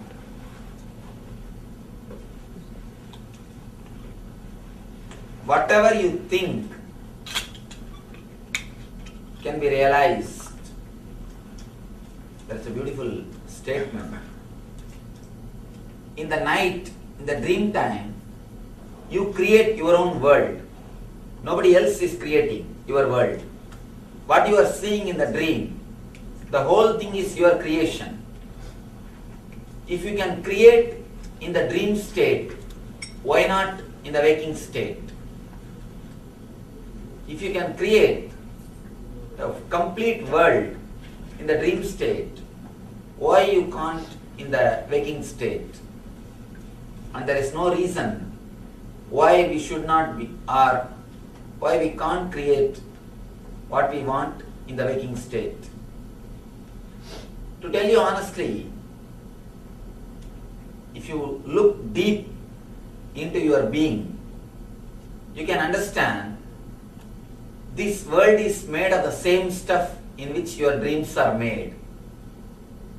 It's very shaking statement, difficult to believe. But anybody who has got any question to argue or to raise against this point, you are welcome. In the end of the session, the question and answer session, we will analyze. Please understand, I am making a statement. This world is made of the same stuff in which your dreams are made. Anybody has got any question against this statement, you are welcome. We will analyze it more deeply. Now let me continue. Again and again, Upanishads ask us, when you can create a big world in the dream, why can't in the waking state? And you can. You can create. Whatever you create inside your space, that only you express it. You create it in the outer world.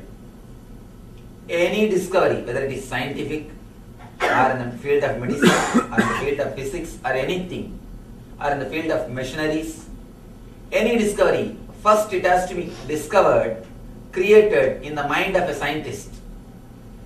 In his inner space, he has to create it. Only then can be created in the outer space, in the outer world. In the dream world, you do the same thing. You create something in your inner space and you project it in the outer space. In the waking state, in this world also, you create something in your inner space and you project it in the outer world. But when you create the model in the inner space, you do some mistakes. You do some, not even mistakes, I can say blunders. After the mistakes, we project that same model in the outer world. Once the result comes, we start asking, how can this be my creation? If I wanted to create, I would have created much better way. But we don't look into the mistakes which we do when we create the model, when we create the mold. If you can work on the mold, if you can correct the model, you will be able to project what you want to project. First thing. And then you will have the tremendous understanding. The whole world is your projection. When you correct the mistakes which you are doing in your inner verbalization, you will achieve two things. First, the Shakti to realize your dreams. The Shakti to make your dreams into reality. Second thing, the Buddhi to realize the reality itself is nothing but your dream. Shakti to make your dreams into reality, and Buddhi to realize that reality is nothing but your dream. Even once, if you can create a model and project it in the inner outer world clearly, you will realize you can create. When you realize you can make your dreams into reality, immediately you will realize whatever you think as reality is nothing but your dream. You will realize these two at a time. Now let us see what all the mistakes we are doing in our inner chattering, inside our mind. Why don't you put your camera here? Get a good shot, sir. Or put the chairs in such a way that people must be able to walk the other way.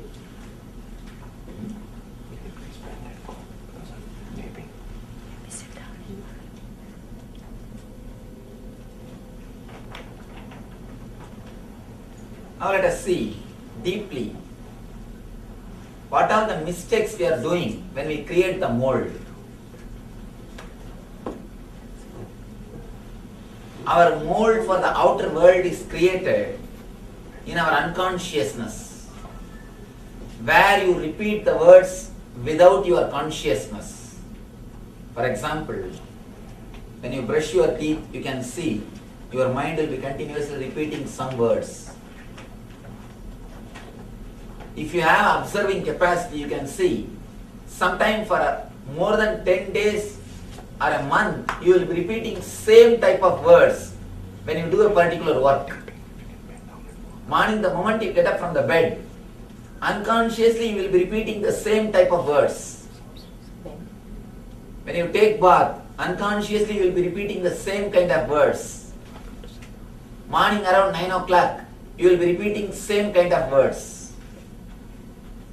How many of you have experienced at a particular time, you will be repeating same kind of words. Even if you don't have to go to the office, you will be repeating the words which you usually repeat in your office. Inside your mind, even in weekend, you will be repeating the words which you usually use in the office. One part of your mind will tell, no, today is holiday, today is weekend, don't bother about all these things, relax.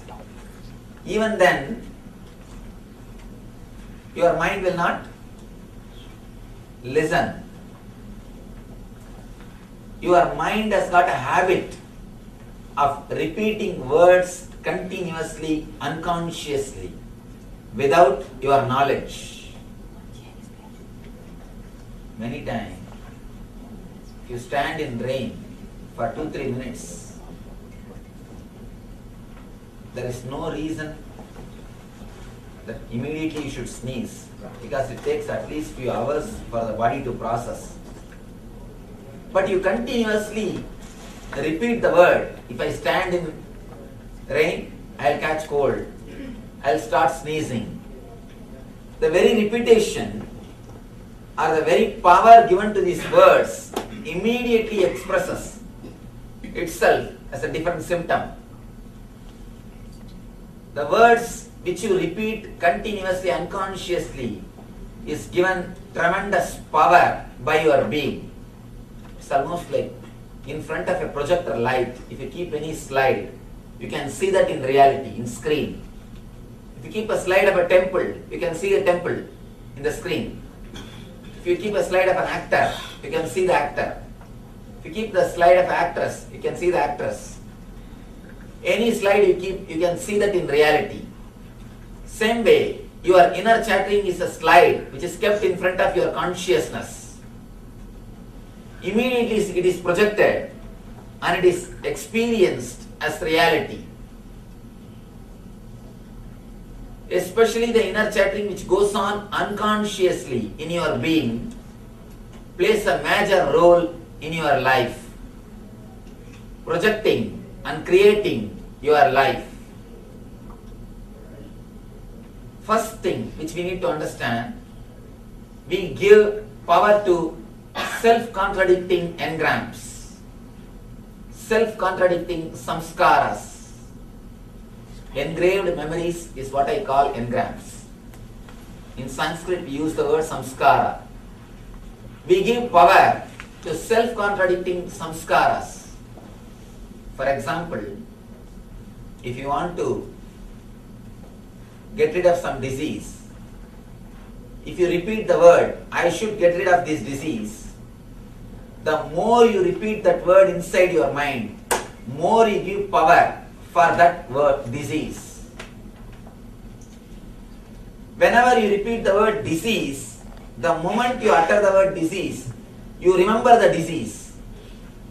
The imprint or the samskara of the disease gets deepened in your system.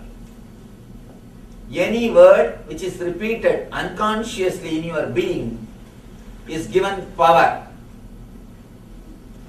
In Ramayana, there is a beautiful character called Vali. If you face him, he has got a beautiful boon. Anybody faces me, I should get half of their power. So nobody can conquer him. If you go and stand in front of him to face him, half of your power will go away to him. You can't defeat him because already he has got power and half of your power is already with him. So naturally he will be you plus something more. Half plus something more. Naturally you will be defeated. So Vali is the samskara. All your samskaras are Vali. The moment you face them, you give them half of your energy. All self-contradicting samskaras, when you give power to them, you can never get rid of them. That is why A person who wants to quit smoking can never. Try your best. Again and again create a word. I'll quit smoking, I'll quit smoking. Never. It will never happen. Because the moment you create that engram, you give power to smoking also. You give enough power to disease when you say, I'll get rid of this disease. The samskara which you need to create, which you need to repeat, or to which you should give power, should be straight. Means instead of saying, I should get rid of this disease, you should repeat the word, I should become healthy. Words which are straight, words which will create only positive memory in you. The words which should be given power should be very straight and clear.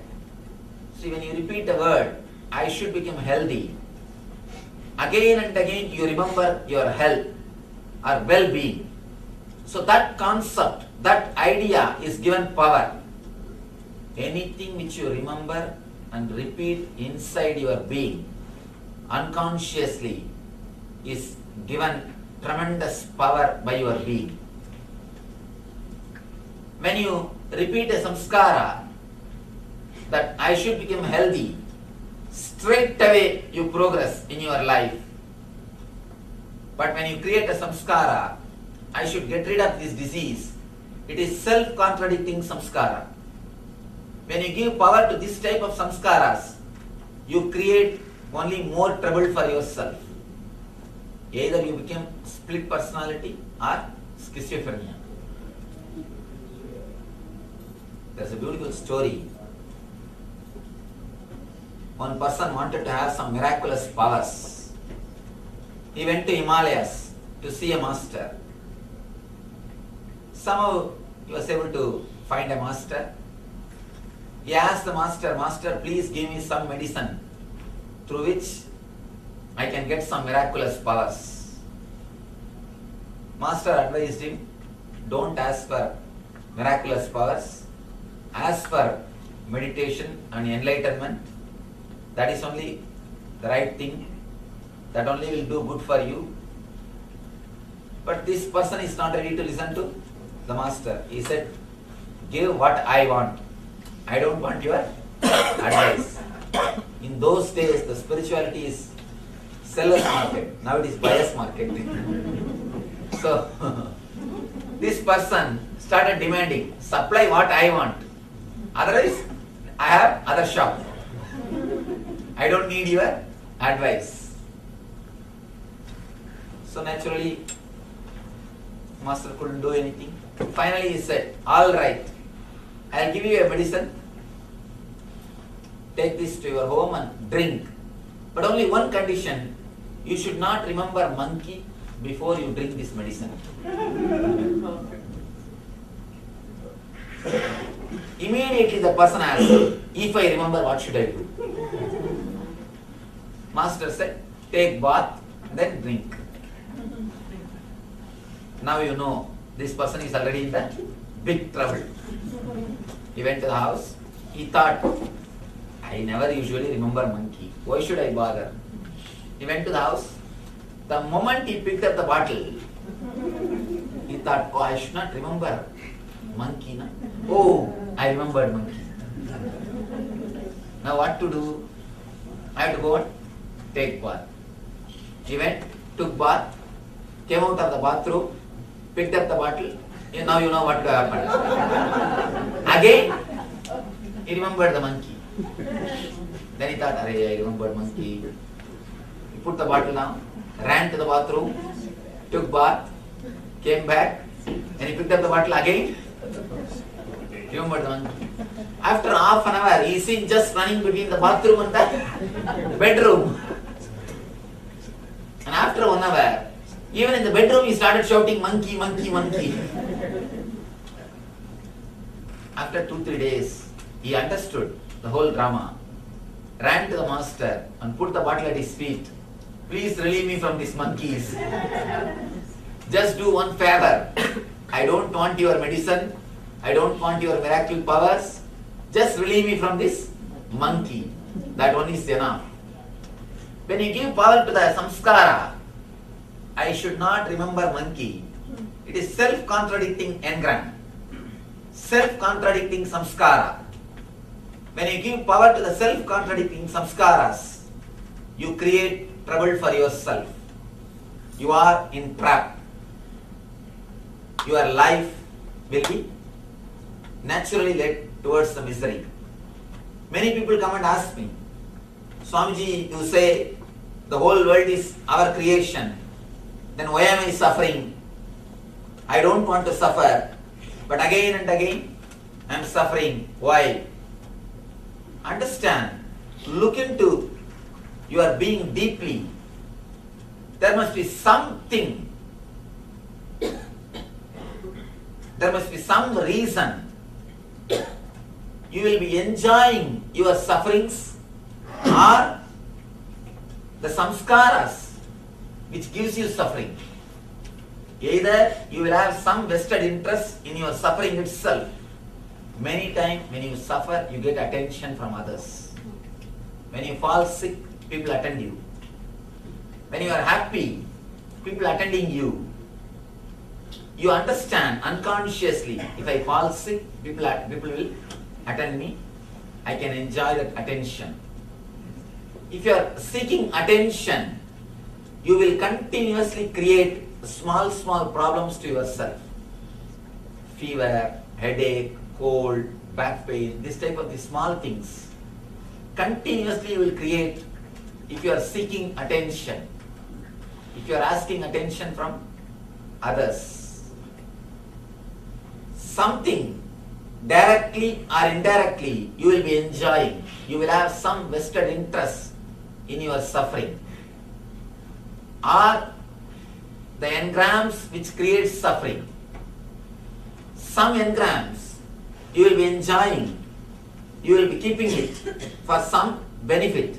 As a side effect, this suffering will come. When the suffering comes, you say, no, I have not asked for suffering. Small story. One guy went to the restaurant, ordered for dosa, idli, puri, chapati, everything. And finished with Calcutta Pan. Suddenly the server brought the bill. This guy asked, I have not ordered for it. What did you bring? He asked, I have not ordered for the bill. Why did you bring? But you should know, if you order for food, naturally you will receive the bill.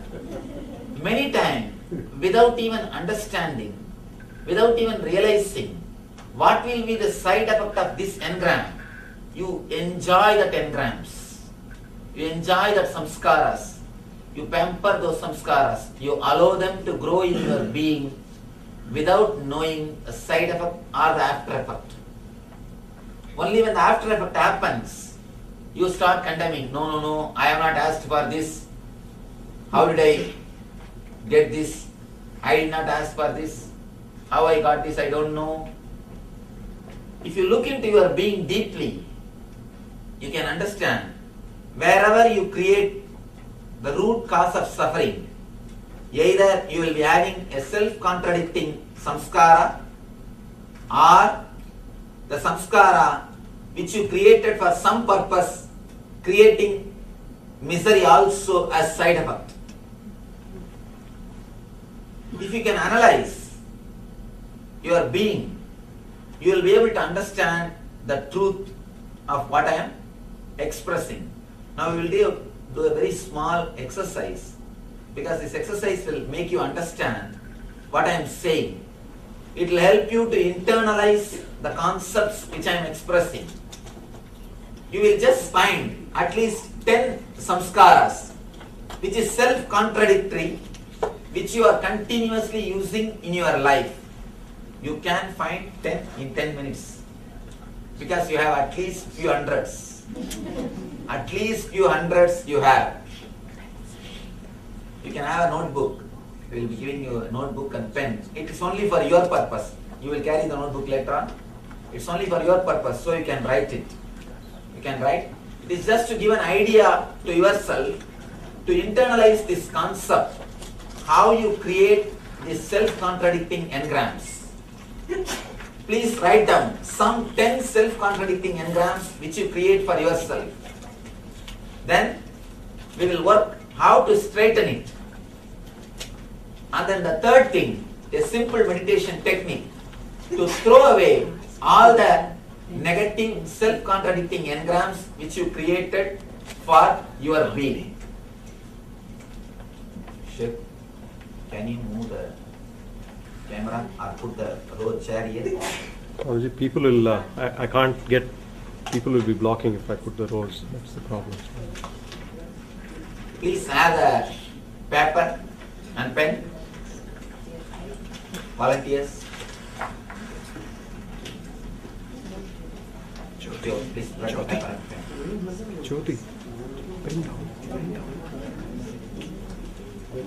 If you got the paper and pen, start writing. It is for yourself, so please don't show to the next person. And you can write it, nobody is going to read, it is only for your purpose.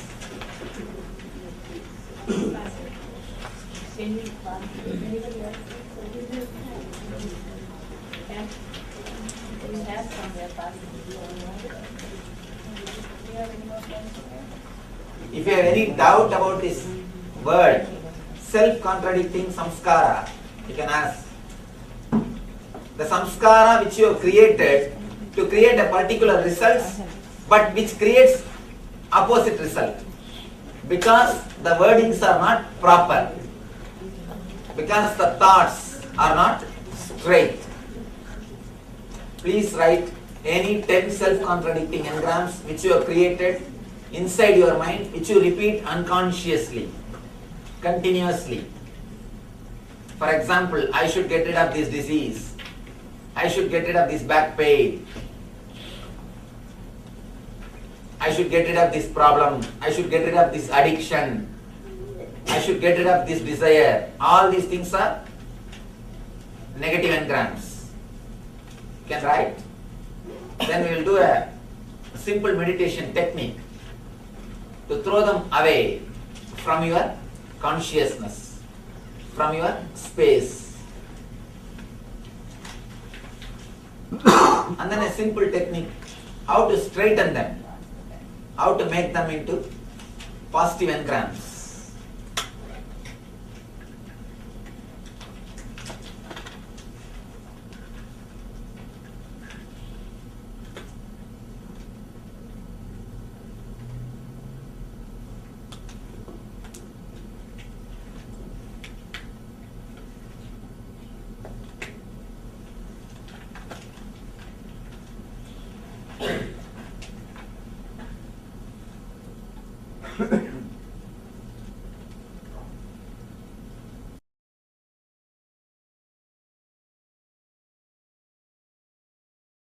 Around 5,000 years ago, at the end of Mahabharat War, the ancient enlightened Hindu civilization consisted of 10,000 Hindu traditions, or sampradayas, that existed in 56 Hindu nations, 200 Hindu kingdoms, 1,700 Hindu provinces that covered more than 6 million kilometers square of Asia.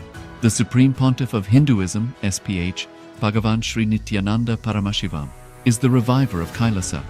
This Yes, welcome back. So Swamiji has already talked about the exercise, so we are going to jump straight into it, or yoga for verbalization. So requesting everyone to please gather pen and paper, and we will write down 10 engrams, samskaras which you created to create a particular result, but which is creating the opposite result. So this is called as contradictory samskaras. So this is what Swamiji has been talking about. So where we created samskara, we created a particular samskara, engram, to have a result, but because of the way we've created the samskara itself, the engram, it is actually contradictory. So it's a contradictory samskara because we are powering the negative instead of the positive. So for example, the intention is to remove a disease that we have, but we say, I should get rid of this disease. The fact that we mention the word disease, it is empowering the disease. So Cosmos says, he wants more disease, so more disease is given. So instead of this contradictory samskaras, let us reword it. So instead of concentrating on the negative, we turn it around and we say, instead of I should get rid of this disease, then we say, I should be healthy. Instead of saying I should get rid of this desire, this addiction, this problem, let us have a look on the positive. So remove the negative engrams and put through the positive. So I should be, I should have no problems. I should be healthy. I should be happy. All of that. So concentrating on the positive. It seems like it might be aiming. So it is aiming at the same result, but the difference in the end result is totally such a huge difference. So one will be contradictory. So it'll be inviting in the negativity. The other one is positive. So even though you're saying a negative, two negatives to counteract to be a positive, as opposed to just saying the positive, this will lead to negativity. This will lead to positivity. So I should be healthy. I should have health. I should be happy.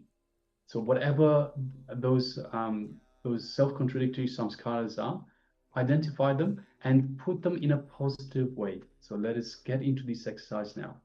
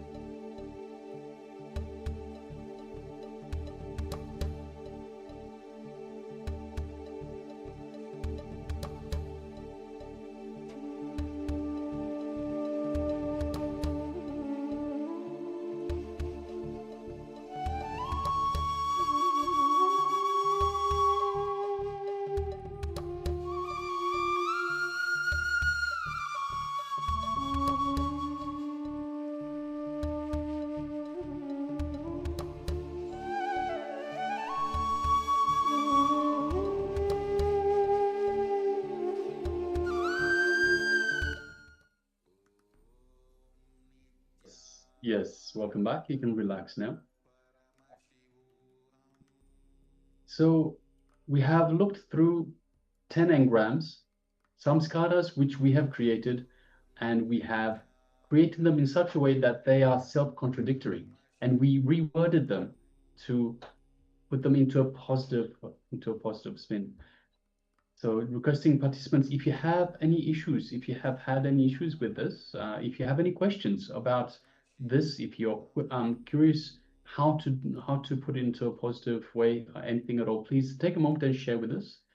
Meanwhile, we will get ready for the next part, the next segment in our program for today, which will be the Hukara meditation. Yes. So whatever you have written down, you can take a moment, and if you wish, you can share that as well.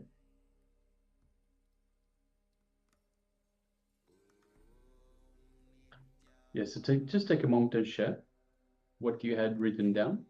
And understand whatever you have written down. Swamiji will help you with the next meditation to go over these pain engrams that you have written down.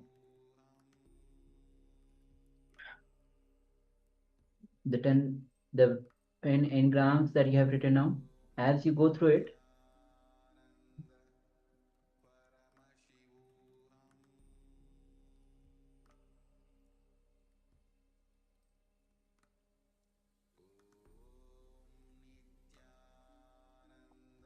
all right.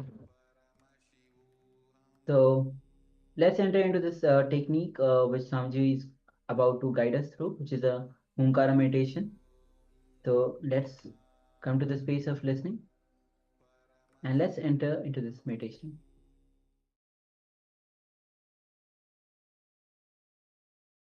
Our inner chattering is the bridge between body and mind. It is not completely mind because mind is something more than inner chattering. It is not completely body.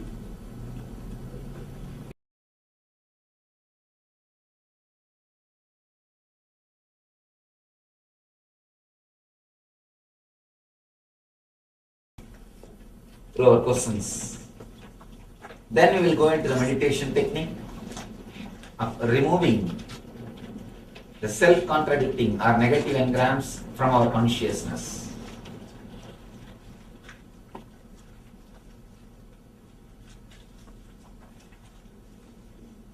You are welcome to put any question.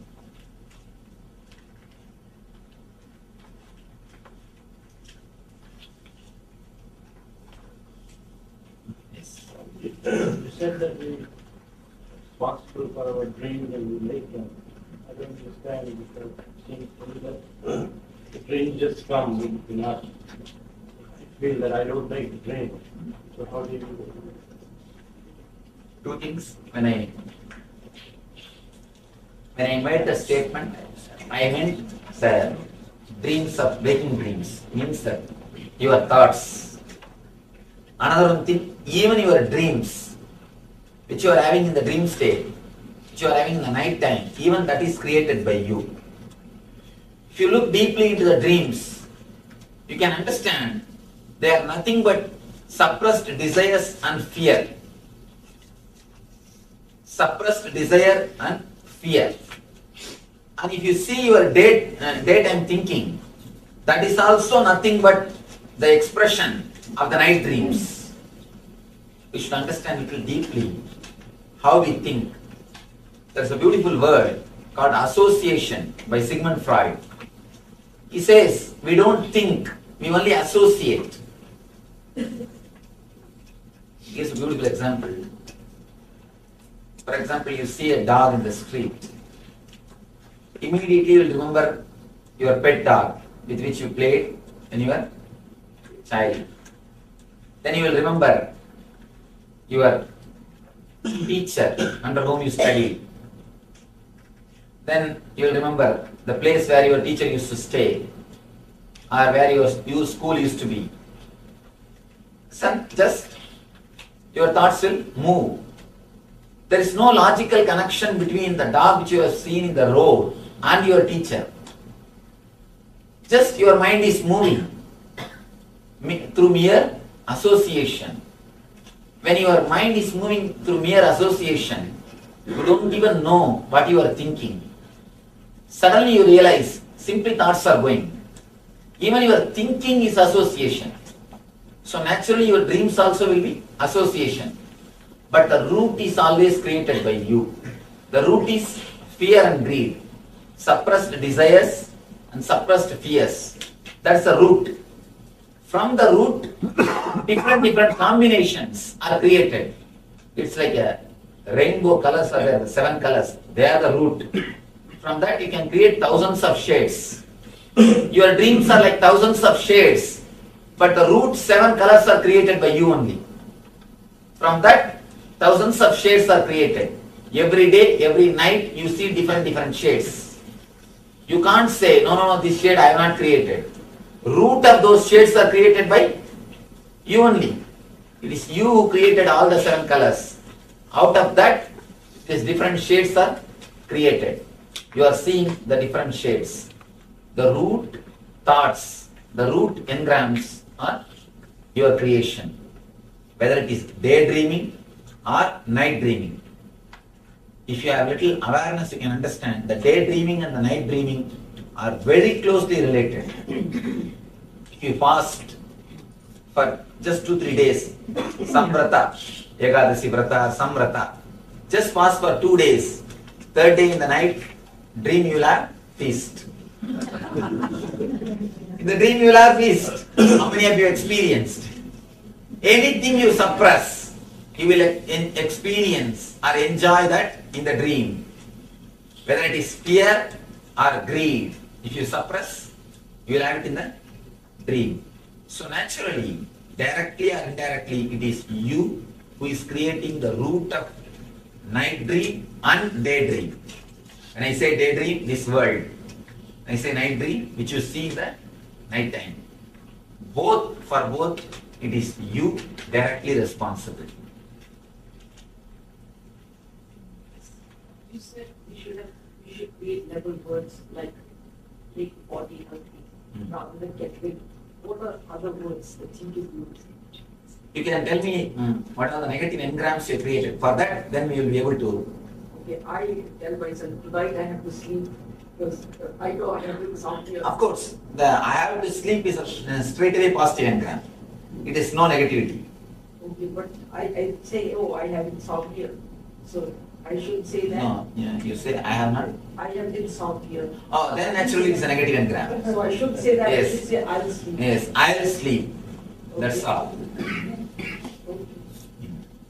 And especially when you unconsciously repeat without your awareness, those words have got 1,000 times more power than the words which you repeat consciously.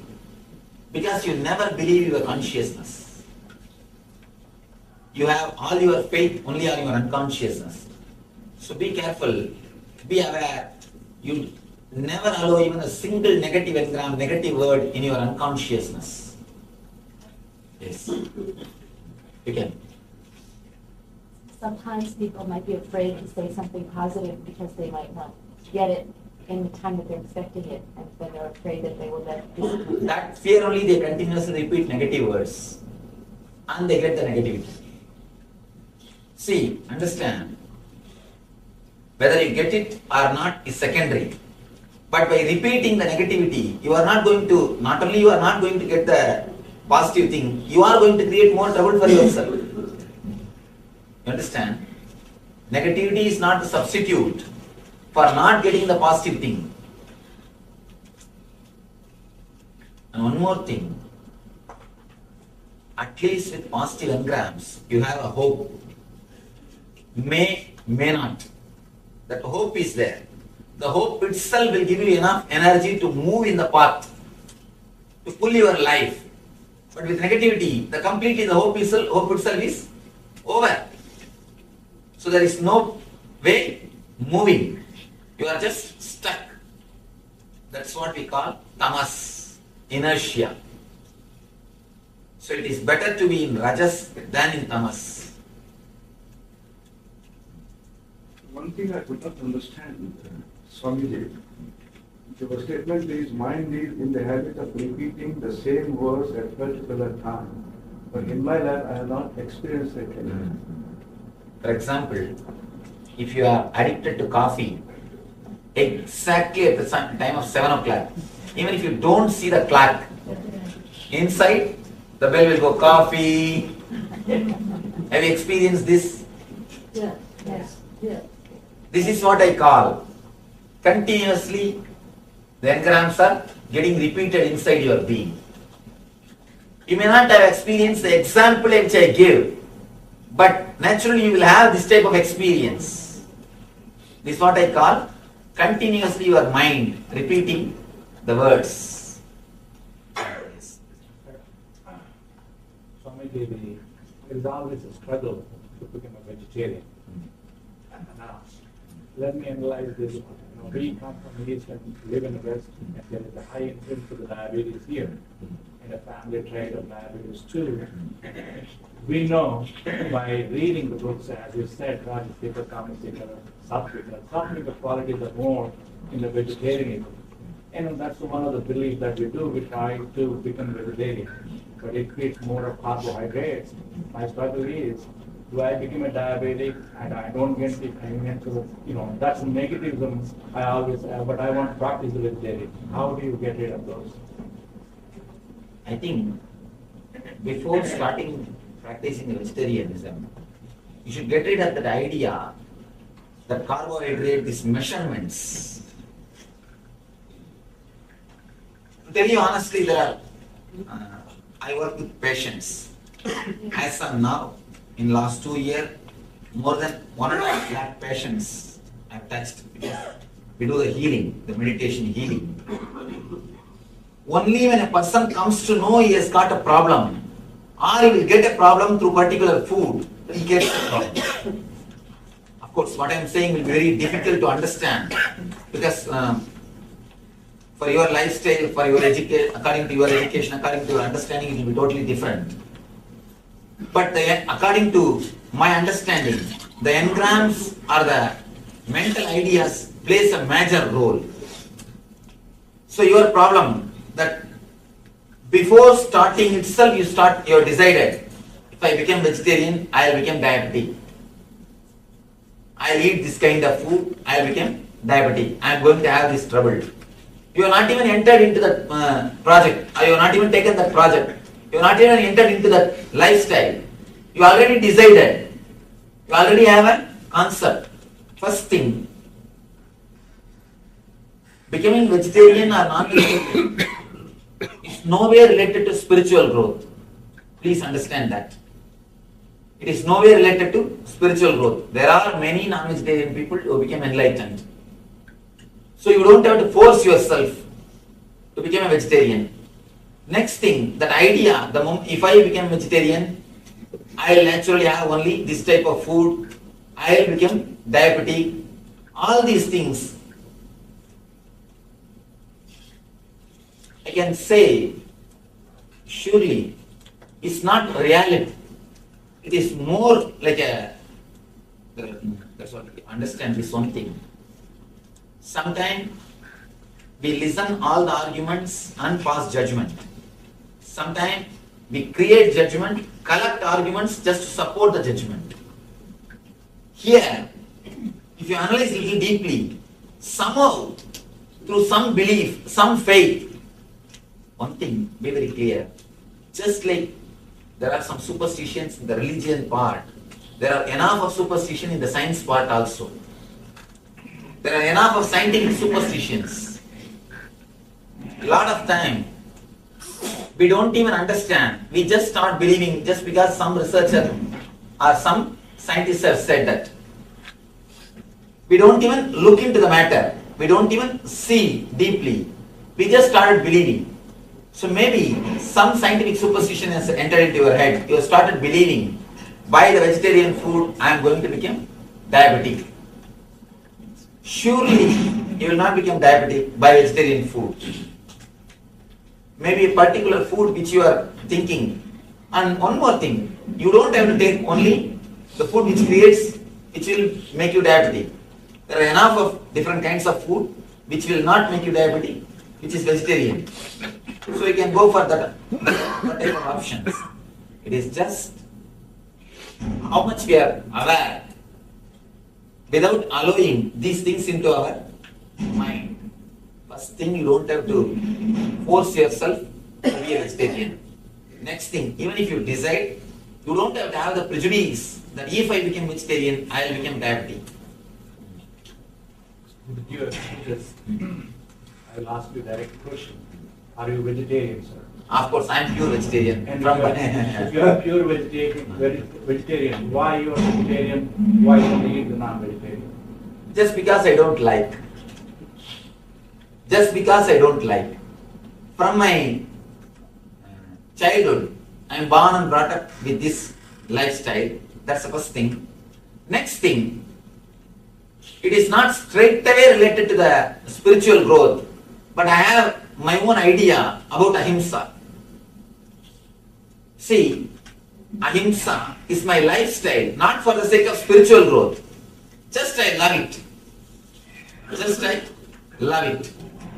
And I don't want to put the vegetarian food as a basic condition for spiritual growth.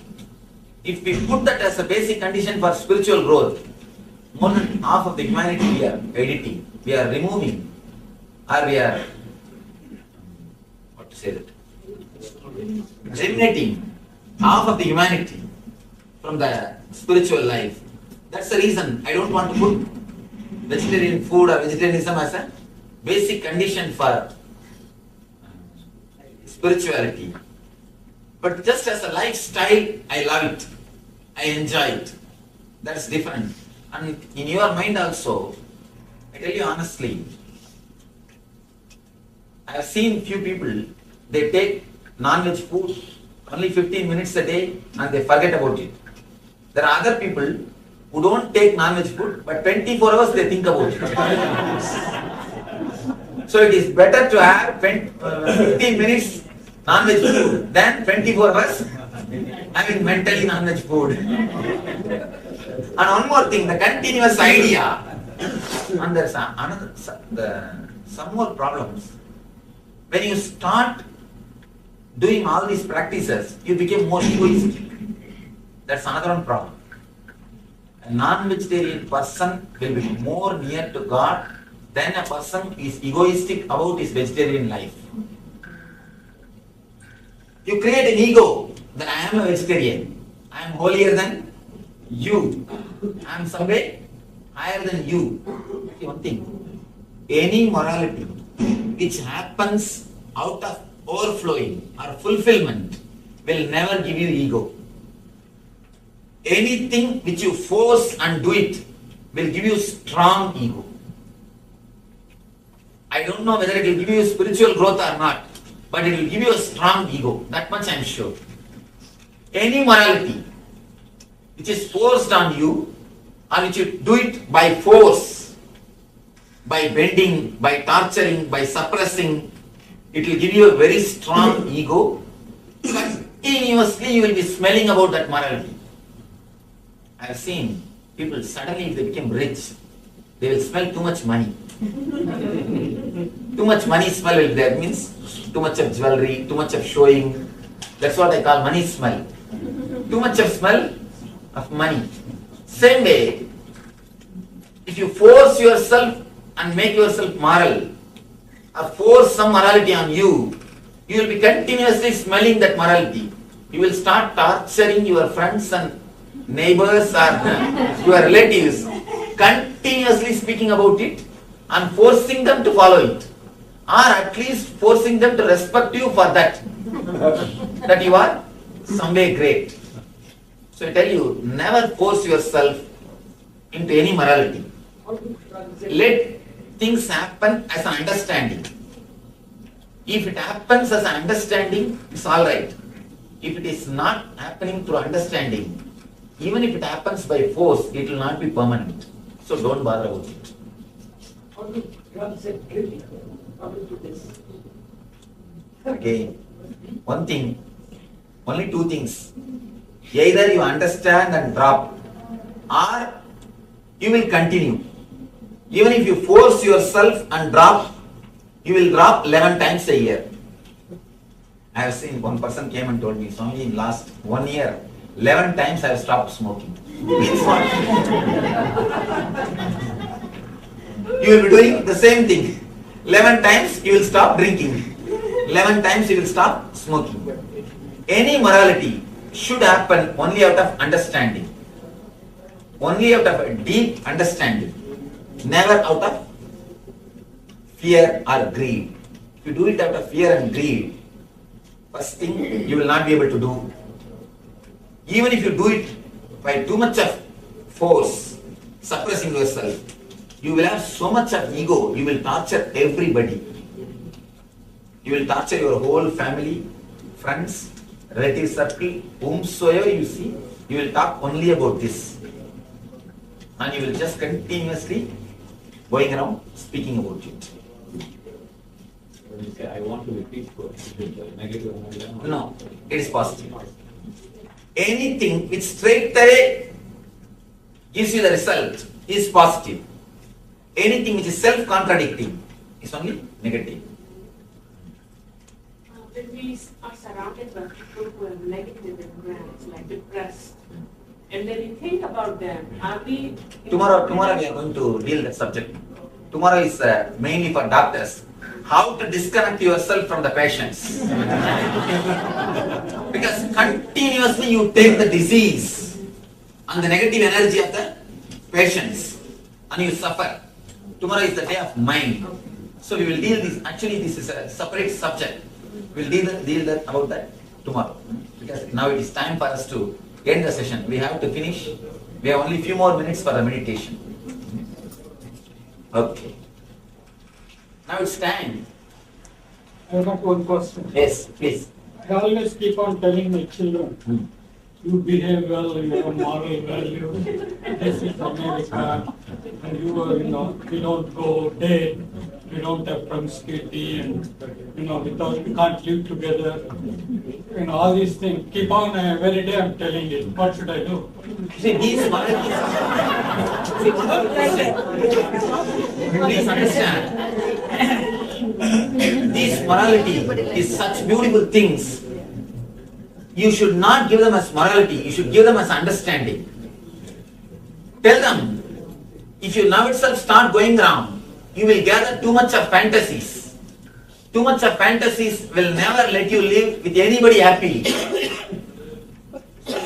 We don't have an equivalent word in Sanskrit for divorce. They say that you are old-fashioned, you are Victorian time. Let me finish what I am saying.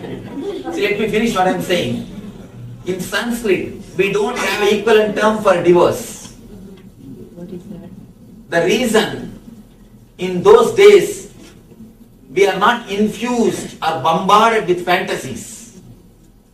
When you are flooded, bombarded with fantasies, you can't live happily with anybody. Even if you get the Miss World or the Mr. World, you can't live with them. You can't live happily with them. Tell them the reason, tell them the result. See, the whole India, complete, if you read the survey reports, only 1% of the Indian population takes any depression medication or any medicine related to mind. In this country, I don't have to tell you, you know the statistics. What is the reason? And 50% loneliness. More than 50% are single parents. What's the reason? Too much of fantasy. Lack of acceptance. In That's India, what. we You don't see, accept. why lack of acceptance? Too much of fantasy. No. Lack of acceptance that you are depressed in India, here they accept and take medicine. So there is depression there also. In India? Yes. They don't accept it. See, one thing, let me be very clear. Please understand, I work with villages. I work with villages of India. I work with villages. I can be sure India is at least 10 times less depressed than any other country. 10 times less depressed. First thing. Next thing, don't say medicines are not available. Today, in the modern day, through so many social organizations and non-profit organizations, medicine and education is almost available in every village. Almost available in every village. Don't think just seeing some media or press report that India is not having medicine or education. I am working in village. At least 3,000 villages have got our direct representatives from our institution, from our organization. I can say every village has got some way or other, some non-profit organization, some institution is giving at least basic things, and we can't say that there is no medicine available or people don't accept. Be very clear, surely 10 times less depressed. I can be sure of that. If you don't visit India for last so many years, then please visit once. I can be sure it's 10 times less depressed. And one more thing, 50% single parents. What about that? Surely that is not the case in India. That's not the case in India. In another 20 years, because the westernization is happening. The fantasies are being infused. So I tell you, see, let us not bother whether the India will become West or West will become India. Let us not bother. Let us see how we can safeguard our kids. Understand? I am not here to analyze social things. How whether after 20 years India will become like other country or other country will become like India, that I don't know. That I don't know. Let us see how we can safeguard ourselves and our next generation. Tell them it is just because of fantasies, aloneness, how worst way or depressed way people die.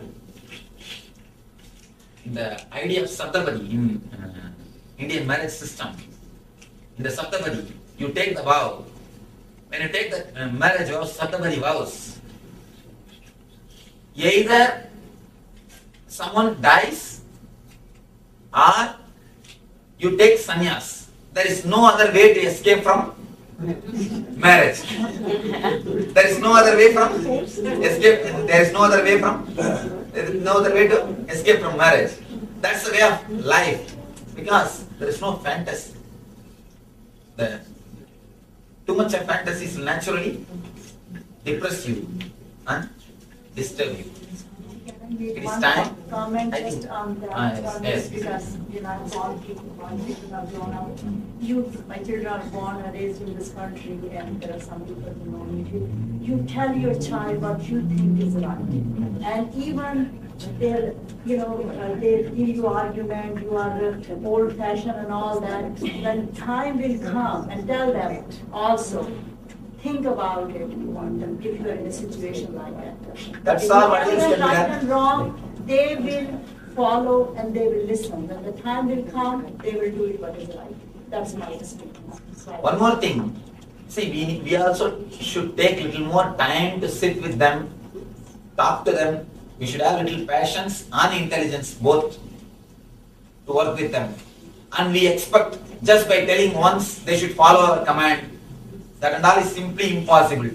You should take enough time to work with them because they are more intelligent. What can be done? They are more intelligent. There are more options, more possibilities. Naturally they will question. No other way. Either we take enough time to sit with them, give them our ideas, you see. Give them logically. Give them with a complete understanding. Give them as an understanding. Don't give them anything as a rule. When you give us a rule, no other way, they will naturally break. You see, understand, it's a very simple meditation technique based on the visualization capacity. You need to use your visualization capacity completely. It's almost like a japa. Yesterday I was speaking about japa. Japa means the repetition of some sound or word with visualization. Here, we are going to do a simple visualization technique to throw the self-contradicting or negative engrams from your being. According to our yoga system, all these negative engrams or the self-contradicting engrams are printed in a chakra called Swadhisthana, means just below the navel chakra, just below the navel center. That's the area where we have our chitta, our memory. That is the space, that's the area in which we have recorded our self-contradicting engrams, from which our inner chanting starts.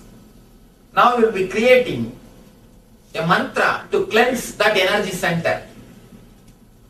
Just to cleanse that energy center, so that we will have more awareness when you think. Actually, when you think, if you have more awareness, you will never create self-contradicting engram. You are creating self-contradicting engram or negative engram when you think only because you don't have enough awareness.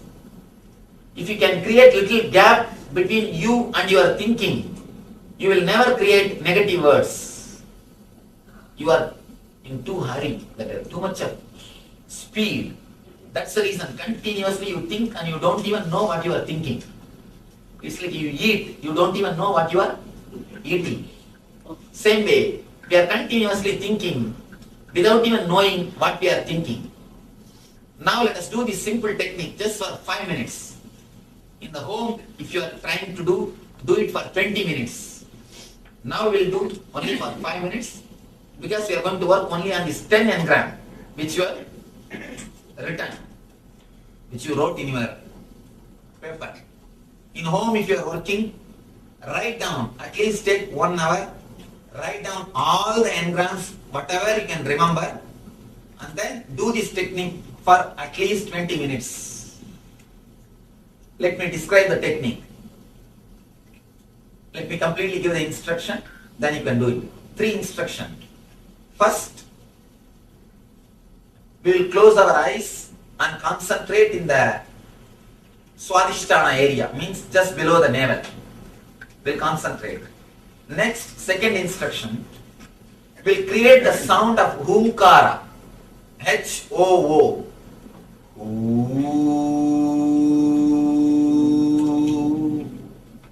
Humkara is the sound to cleanse the Swadhisthana chakra. The third thing, when you create that sound, visualize you are exhaling all your negative engrams. Understand? Here you need to engage both the capacity, verbalization capacity and visualization capacity, to cleanse your being. You will verbalize and visualize together. You will verbalize the Humkara, H-O-O mantra, and visualize you are throwing away all the negative engrams. Now we will do it just for 5 minutes. Before entering into meditation, you can read the paper which you have written. Because you have to visualize, you are throwing away all those things. Please read it.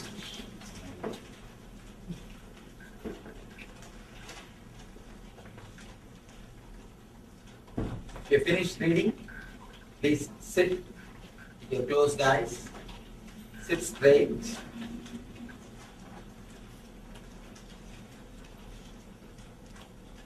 Sit straight. Close your eyes. Concentrate or remember Swadhisthana area just below the navel. Close your eyes. Please close your eyes.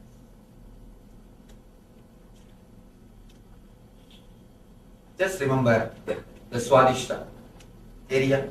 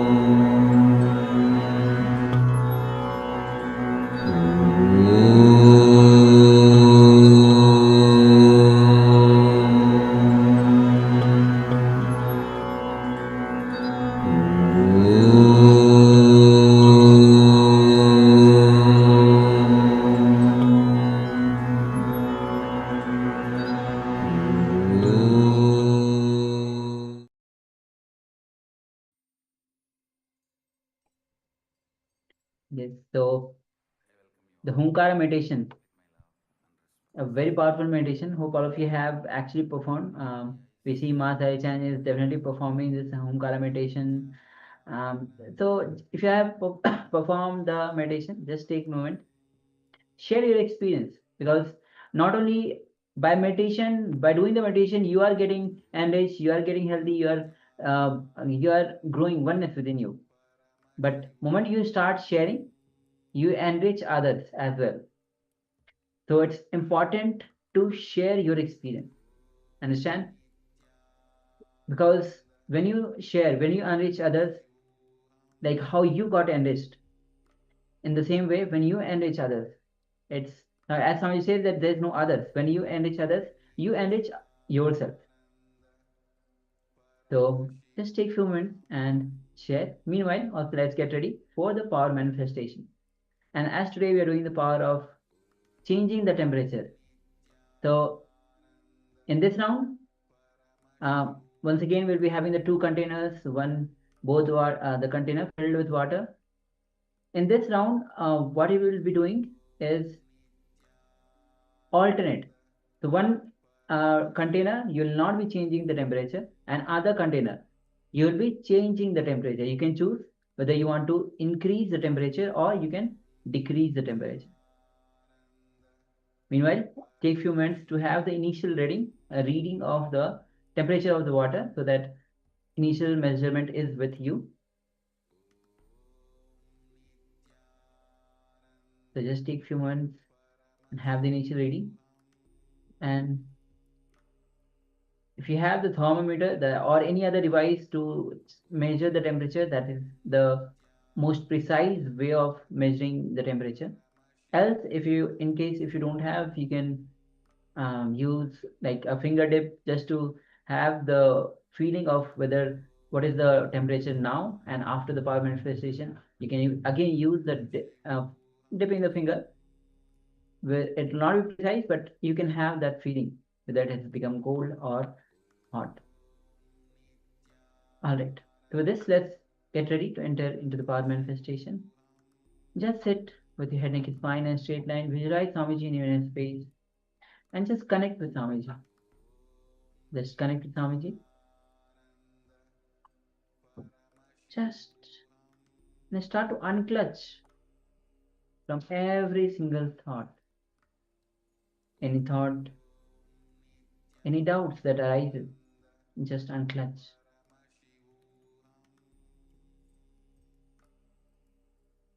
Any fears, any worries, any agitation, anger that arises, just unclutch.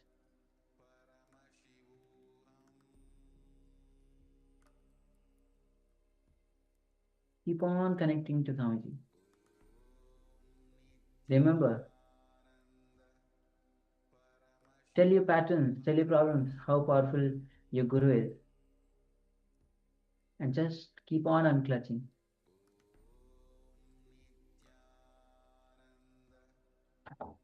And through the power of third eye, as gaze to the third eye, let's connect with Swamiji with the Mahavakya. Om Nithyananda Paramashivoham. Om Nithyananda Paramashivoham. Om Nithyananda Paramashivoham. Yes. Keep chanting the Mahavakya. And with this, let's enter into this round of power manifestation, where you are increasing the temperature in one of the container, and other container you'll be keeping the water with the same temperature. So let's enter into this power manifestation.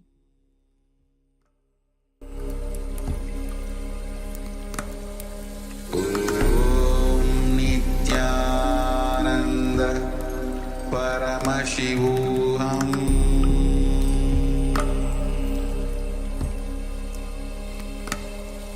Om Nithyananda Paramashivoham.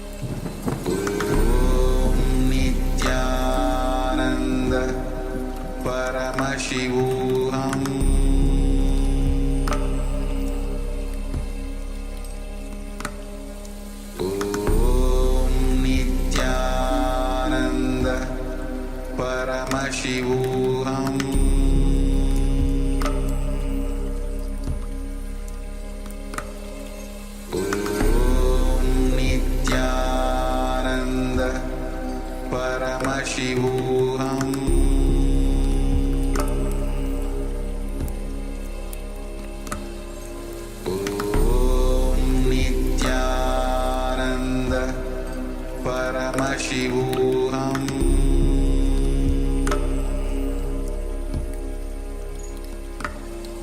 Om Nithyananda Paramashivoham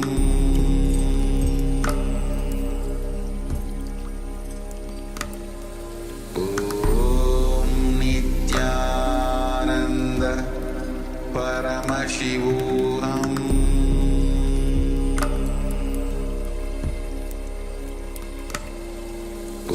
Om Nithyananda Paramashivoham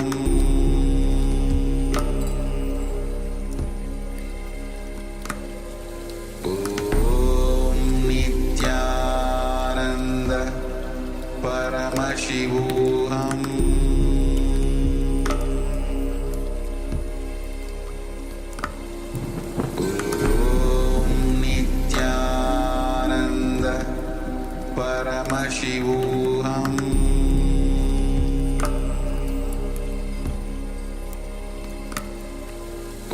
Om Nithyananda Paramashivoham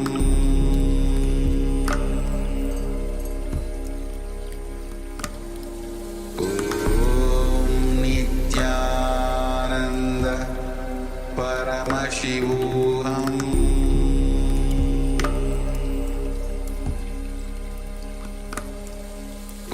Om Nithyananda Paramashivoham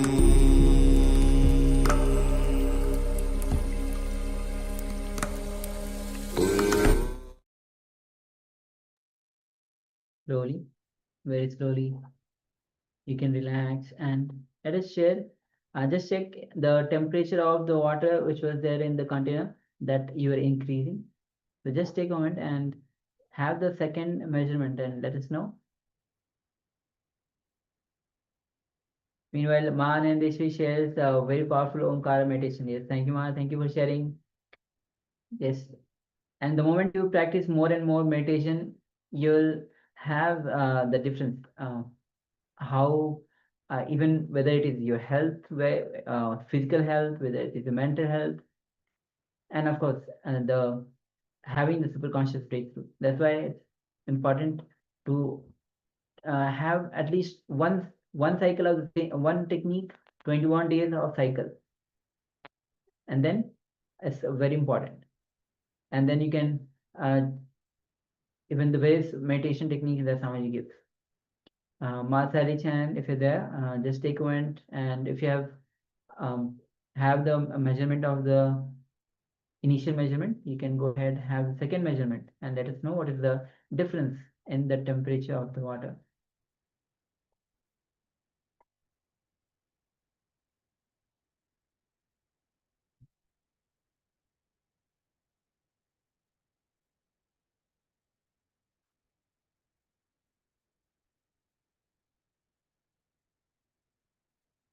All right. So with this, if you are still sharing and measuring, please take a moment and do so. Meanwhile, we'll be entering into the next revelation by Swamiji, which is going to be on yoga for the mind. First, understanding that why yoga for the mind. Understand, Swamiji shares that mind is nothing but dilemma. All our decisions are nothing but dilemma. Dilemma is what is called as mind. So there are many definitions of the mind, but Swami says that the right word is the mind is dilemma, continuously moving from one extreme to the another, and that's continuously because we are not accepting the present moment. This is the root of the mind itself. So once again, when you are continuously not accepting the present moment, that is the root of the mind. Even when you close your eyes, whatever happens in your space, whatever you think, whatever you can think, whatever you can visualize, whatever you visualize, whatever you experience, whatever you can experience, the whole thing is mind. And the root of mind is dilemma. Understanding that bliss is actually nothing but accepting the reality as it is. But our condition is continuously we are not accepting the reality. That is the very basis of the mind, the root of the mind, the dilemma. So Samajjubi, and this dilemma keeps on, we keep on engaging ourselves, escaping ourselves from the reality through various sources, whether it is the television, whether it is the alcohol, drugs, or any other kinds of entertainment itself.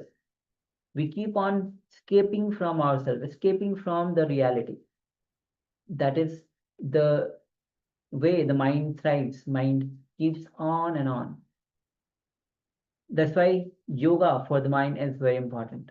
So let's enter into this revelation by Swamiji, as Swamiji reveals much more on this very topic, which is the yoga for the mind.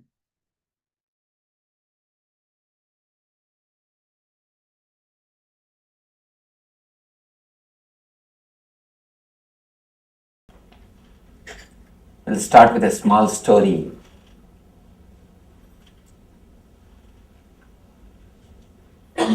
Young man from America went to London, was traveling in a train. The elderly British lady and gentleman. Lady had a pet dog. Suddenly, the dog jumped on this guy and vomited.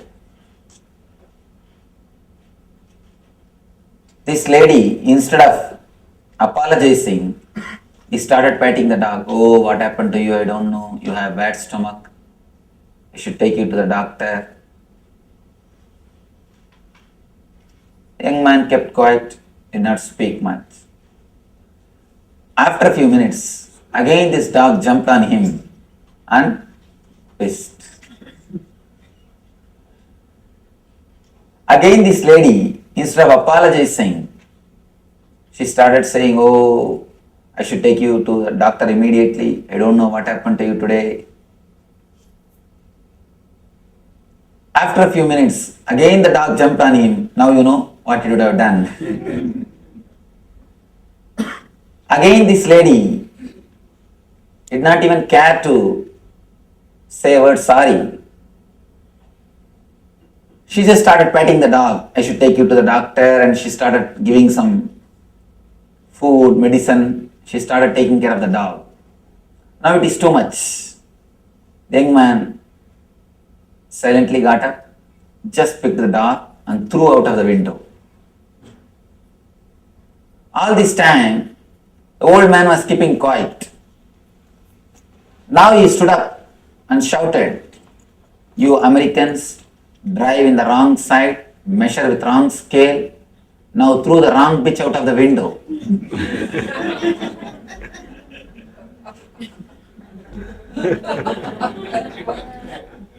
Whenever you throw, you always throw only wrong bitch out of the window. All our choice, all our decisions always end in dilemma. This dilemma is what I call mind. Dilemma is the straight, direct explanation or a definition for mind. There are so many definitions for mind, but from my experience I can say this is the right word, dilemma. Continuously moving from this extreme to that extreme, continuously seeing the other side, continuously thinking, I should have done that, I should have done this, I should have taken that type of decision, I should have taken this type of decision. Continuously not accepting the present moment is what is the root of the mind. When you close your eyes, whatever happens in your space, whatever you think and whatever you can think, whatever you visualize, whatever you can visualize, whatever you experience, whatever you can experience, Everything, the whole is what I call mind. The root of the mind is dilemma. If you can just accept this moment, the whole reality, the existence as it is, simply you will go beyond mind. You will go beyond mind, you will experience the state which we call enlightenment or superconsciousness. Mind, the root of the mind is dilemma. Because you are continuously in dilemma, all your choices, I tell you, when I say all, I mean all. Capital letter ALL. All our choices end in suffering. Bliss is choicelessness. When you are choiceless, when you are just accepting the flow, when you just accept the nature, you are in bliss. Actually, bliss is nothing but accepting the reality as it is. But we always say, I accept everything, Swamiji. Everything is beautiful. Just this one thing, it is around the corner. Let me correct this one thing. Tomorrow I will be happy. When we are in India, we think if we just get visa, it will be really great. Once we get the visa, if we can have a house in the States, it will be really great. Then green card, then citizenship, then car. One by one, by the time you have a family, already you have mortgaged your life. Already the life is mortgaged. We just postpone. Just after this, I'll be happy. Postponing the bliss, postponing the ecstasy, postponing the joy, which is continuously happening in you, which is your nature, is the root of the mind. Understand? In bliss, you can't have mind. Because bliss happens to you when you are choiceless. In the choicelessness, bliss starts happening. Whenever you choose, you always choose misery. Any choice is nothing but misery. People ask me, Swamiji, should I continue my spiritual life or my material life? For which I should give more importance? It's a very big question. $1 million question. Every so-called spiritual seeker asks this question. Please understand, only so-called spiritual seeker, never the real seeker. People, just like professional lawyers, professional doctors, there is a group of people who think themselves as a professional seekers. Their only job is continuously reading some book and window shopping from master to master, from group to group, and gathering here and there something, thinking that they are great seekers. I have seen thousands of these so-called great seekers. They always come up with one question: should I put more energy, more time on my material life or in my spiritual life? I tell you, the moment you choose, you have started suffering. The moment you choose, you have started suffering. Whether you choose spiritual life or material life. If you choose the material life, you will always feel, oh, I am missing the spiritual life. You will be visualizing what you are missing. If you choose the spiritual life, you will always miss the material life. I tell you, there is no need to choose. Material life is horizontal line. Spiritual life is vertical line. We always have a dilemma, which one to choose. If you look little deeply into your being, of course, looking little deeply into your being is what I call meditation.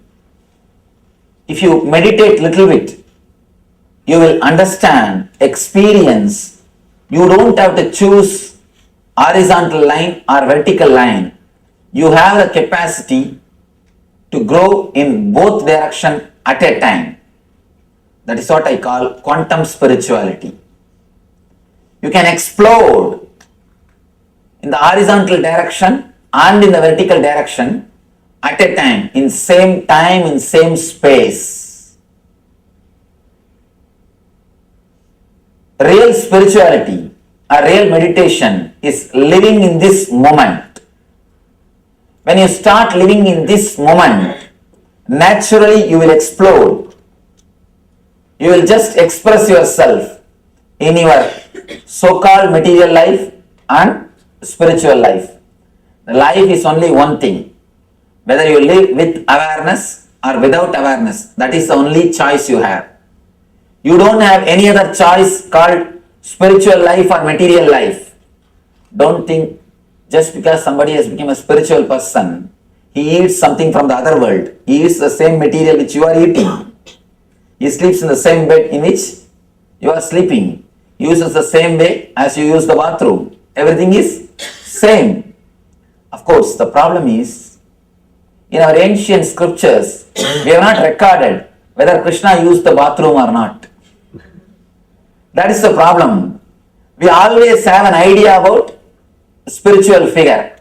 We have a particular kind of a frame. Any spiritual figure, we put them into that frame, into that idea, and we distance ourselves from them.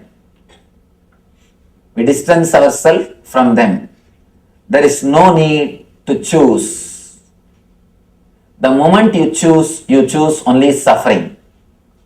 All choices are nothing but suffering. When you start living intensely, you start a new way of life, all inclusive, which I call whole. When you are whole, you are holy. The only way to holiness is being whole. The moment you start choosing, you are given power to your mind. Fear, greed and worry, all these three starts in choosing. Your greed makes you choose. Your fear makes you, some way you wanted to escape from something. Of course, naturally these two ends in worrying, confusion, dilemma. Whether you choose based on fear or greed, we end in dilemma, worry. These two are the root for choosing. Don't choose anything mentally. People ask me, Swamiji, if you say don't choose, then how to go about in the day-to-day life? Should I drop spirituality or should I drop my profession? Should I meditate or should I go for a job? I tell them, never choose mentally before you start living. Just start living intensely as you feel, as your heart guides. You will see simply your profession will become meditation. What has to drop will drop automatically. Whatever has to drop will drop automatically. You don't have to choose, that will choose you. You don't have to choose, just your whole being will start choosing. The moment you choose with your logical calculation, with your intellect, you are in trouble. Not choosing, accepting the flow, going along with the flow is what I call intelligence. The moment you accept, something happens to you, that is what I call intuition.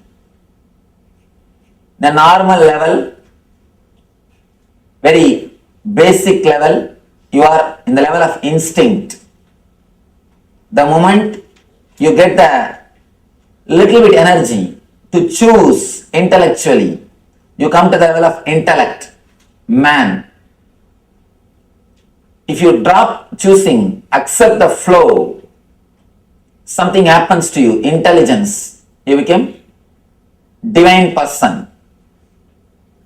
When you stay in this level, in that same energy, something more happens to you, which I call intuition. You become divine. Step by step, from instinct to intellect, from intellect to intelligence, from intelligence to intuition. Usually, almost we are all stuck, 90% of us are stuck in intellect level. Of course, we are not in instinct level, we are in intellect level. Continuously fighting with yourself, continuously creating conflicts. That is the reason we need so much of entertainment. Why do you think continuously we need partying, drinking, TV, movie, everything? When I was first brought to this country, when I came first to this country, they showed me all this Universal Studio and Disneyland and whatnot, all those entertainment things. The devotee who took me around thought I'll feel very happy after seeing everything. But somehow I felt very sad. When I came out, they asked me, why Swamiji you are feeling so sad and you are silent? You didn't enjoy all these things. I said, if so much of entertainment is needed, means this country must be joyless. You need so much of entertainment, so many nightclubs, just because we are joyless. We are just joyless. That is the reason. Again and again and again, we go out. Some way or other, we try to grab, we try to snatch joy. Trying to snatch joy from the outer world is nothing but trying to make thread out of stone. Trying to take thread out of stone. You see in India, out of this banana tree, they will make thread to make flower garlands. The banana trees, the outer shell of the banana tree, out of that they will make threads to make garlands. Same way, if you try to make a thread out of stone, what will happen? Out of a rock, out of a boulder, you try to make a thread. All our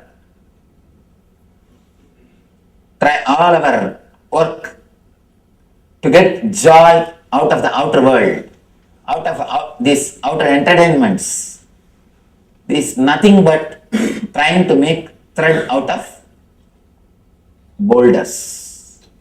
Of course, you can escape from yourself. These are all just techniques to escape from yourself. But you can never think that you are joyful or blissful by these things. Unless a person is totally comfortable with himself, unless a person is totally ease with himself, unless somebody is totally relaxed with himself, I don't think he can find joy in anything from the outer world. How much you try, all you can try is you can just escape. That's what. Until around the age of 40 to 45, you come upon a new phase in your life, which I call depression of success. You got what you want, but you have not got what for you want.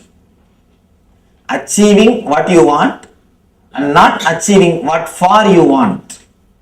At that moment, you face a phase called depression of success. That is the time we take major decisions in our life. People try to change cars, houses, wives. You continuously try to change. That is the age you decide or you think of changing cars, houses, spouse. You try to change everything. Either you go for outer change, or you become addicted, means you try to escape from yourself. Escaping from yourself can happen in many ways, not only through alcohol or drugs. It can happen through TV. TV is also one of the methods. You try to escape from yourself. You just don't want to sit with yourself. That's the reason continuously you are with some entertainment. So much of restlessness. That is why in every 15 minutes you will go around, complete one cycle of channels. We can't even sit with one channel more than 15 minutes. The other day, one advertisement producer, he was sitting with me, he was talking to me. He said, Swamiji, any advertisement we can make only for 60 seconds. 60 seconds is the maximum time people watch. People don't watch more than 60 seconds, anything. I was shocked. I said 60 seconds is too less. What are you talking? It must be at least 2-3 minutes. He says, no Swamiji. Survey says 60 seconds is the maximum time people watch. You can't trust anybody more than 60 seconds. Because within 60 seconds, their decision changes. They already decided something else. The decision has changed. Continuously, we are restless because we are not ease with ourselves. All our so-called joy is nothing but escaping from ourselves. Some way, if somebody helps you to escape from yourself, you call that person as a good entertainer. You call that program as a good entertainment. We don't understand how long you can escape from yourself. How long you can postpone facing yourself. The more you postpone, the more you will feel emptiness inside. That is why many people come and tell me, I have seen hundreds of people coming and telling me, Swamiji, I have everything which a man can ask. I have everything, but I just feel I have nothing. I don't feel I belong to this. I don't feel I am at home. What is happening to me? What is wrong with me? We always think bliss is dependent on our outer life. That is why we try to make our outer life perfect. We miss one important thing. It is not based on the quantity, it is based on the quality. It is based on your inner quality. How much you can sit with yourself. How much you are comfortable with yourself. How much you can face yourself. How much you are relaxed within yourself. That decides how much you can be blissful. How joyful you are. It is the quality, not the quantity. Of course, I am not against the quantity. You can have all best things of the outer world. I don't say don't have the outer worldly comforts. I have everything. But don't sell the inner world to have the outward comforts. We sell our sleep to purchase bed. We sell our sleep to purchase bed. We sell our eyes to purchase drawings. We sell our life to purchase the outer comforts. That is where we do a big mistake.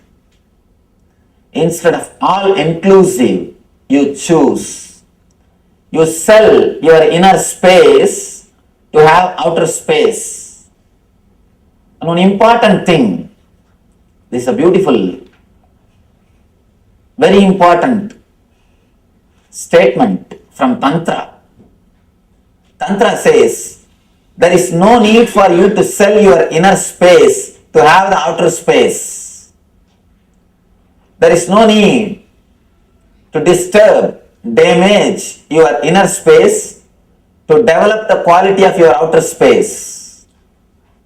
There is a technique, there is a method. You can create enough of energy, richness, quality in your inner space along with creating the outer space. The technique to create the quality in your inner space, maintain the quality of your inner space is what I call meditation. If you can spend at least 20 to 30 minutes in your life to enrich your inner space, to maintain the quality of your inner space, continuously you will be radiating bliss. And I tell you, you can surely excel in your profession. When you radiate bliss, you understand what for you are here, what you need, what you want, and what is your space, what is your role in this universe. Unless you experience deep easiness with yourself, you will not even know what for you are running. Most of us, by the time we ask the question, what for I am running, we have already finished our life. We already finished our life. We have finished our race. After finishing, we ask, what for? I ran. What I am doing? That's a beautiful statement. The worst thing in the rat race is, even if you win, you are a rat. Even if you win, you are a rat. I don't think anybody wants to be a rat just for the sake of winning. If you choose to be a rat just for the sake of winning, it is up to you. It's actually our decision. Next thing, somebody was asking me yesterday, how to clear the negativity. This is a very important thing. Today I wanted to address about this, especially for doctors. Continuously you swallow negativities of the patients. Continuously you are hearing about the problems. You are hearing about diseases. You are meditating on negative things. Please be very clear. For others, people who are in the other professions, for them meditation is a luxury. If they want, they can have, otherwise there is no need. For doctors, it is a basic necessity. If you don't meditate, be very clear, we are going naturally towards depression. Because every day we are meditating on negative things.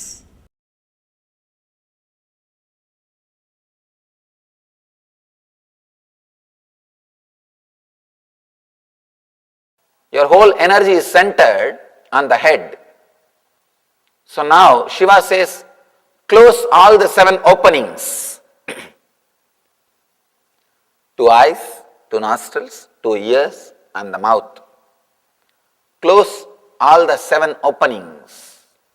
Then immediately the outgoing energy which is constantly flowing outside, will be stopped and it will be concentrated as one beam light, one light beam. Then now you can use that energy to penetrate your third eye. If you have seen a young age, if you concentrate the sun rays through a glass, paper or the cotton will be burnt. Same way, if you concentrate the energy which flows outside by closing, it will become a strong beam of power, energy. Then you can use that to penetrate your third eye. It is called Shanmukhi Mudra. Closing all the 7 openings.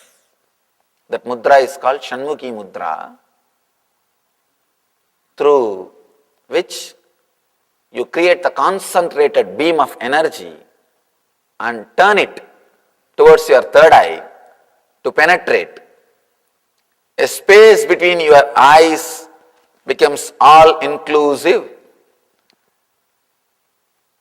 Kararuttat brigastrena, kararuttat brigastrena, brubedad dvararodhanat, drishte bindau kramalini, danmadye paramastitihi. Through this way, you can awaken the third eye and be established in the third eye. It's a beautiful meditation technique. This meditation is so powerful, it can just straight away transport you. This meditation is classified as a technique for sudden enlightenment. There are techniques for gradual enlightenment. There are techniques for sudden enlightenment. There is every chance 120 enlightened people can go out. After this session, you don't know, because this technique brings sudden enlightenment. It's very powerful and highly energetic technique. You should understand the truth of sudden enlightenment. Sudden enlightenment means where you don't need any preparation. Simply in single moment you are awakened. Then you will be able to establish yourself in that experience. Gradual means you practice for a long time. Then you establish yourself in that experience. This sudden enlightenment is always good because it gives you the glimpse and the conviction about the possibility happens in your being. Then you won't have much doubts and problems. All our problems are nothing but our doubts. Is it really available, or will I be able to have? Will that be successful? I don't know what will happen to this. I don't know what will happen to my husband. I don't know what will happen to my wife. I don't know who will run away where. All these doubts are the problem. When you have at least one glimpse, sudden enlightenment, all these problems will disappear. It will be a lot more easy for you to travel on your journey. All great masters, fortunately, directly, with understanding or without understanding, had the glimpse of sudden enlightenment. Sudden enlightenment. So, it is time for us to go inward and work on the Ajna Chakra to have the glimpse of enlightenment. Today we will spend a little more time on the meditation because it's a very powerful technique. Let me describe the technique. It's a very powerful technique. Please understand the instruction slowly but clearly, then we will do it. You are supposed to close all the 7 openings with your 2 hands. Let me first describe, show, and then you can close. 2 thumbs on your ears, 2 fingers on your eyes, and 1 finger from each hand on your nose, and mouth you can just keep it shut. That's enough. Let me describe the technique clearly. Do not close the nose completely, then do not block it completely, but reduce the airflow. As on now, it is going chaotically. Reduce it and balance it. We do mantra japa to balance the prana flow only. Many people will be always doing mantra japa. Actually, it regulates your prana flow. It helps you to go towards the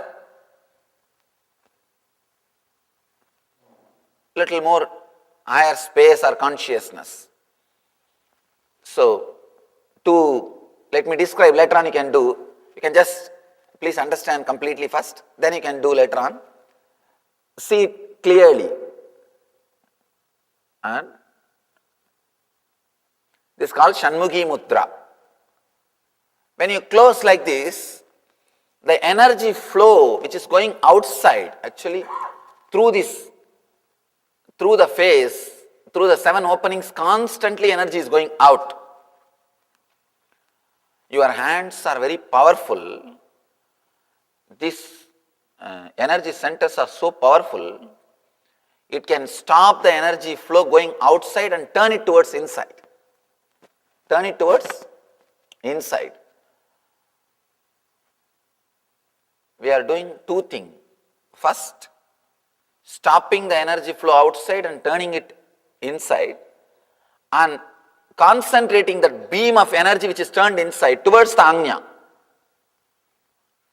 First we are stopping the energy flow towards outside, then we are turning it inside, and third, concentrating the turned energy on your third eye. So that as on now 80% of your energy is going through the face. You are gathering data through the head, 80%. 80% of your Jnanendriya activities are happening through the face. Now you stop all that energy flow out and turn it towards in and center on the third eye. 3 steps. I'll guide you step by step. First understand this mudra, Shanmukhi mudra.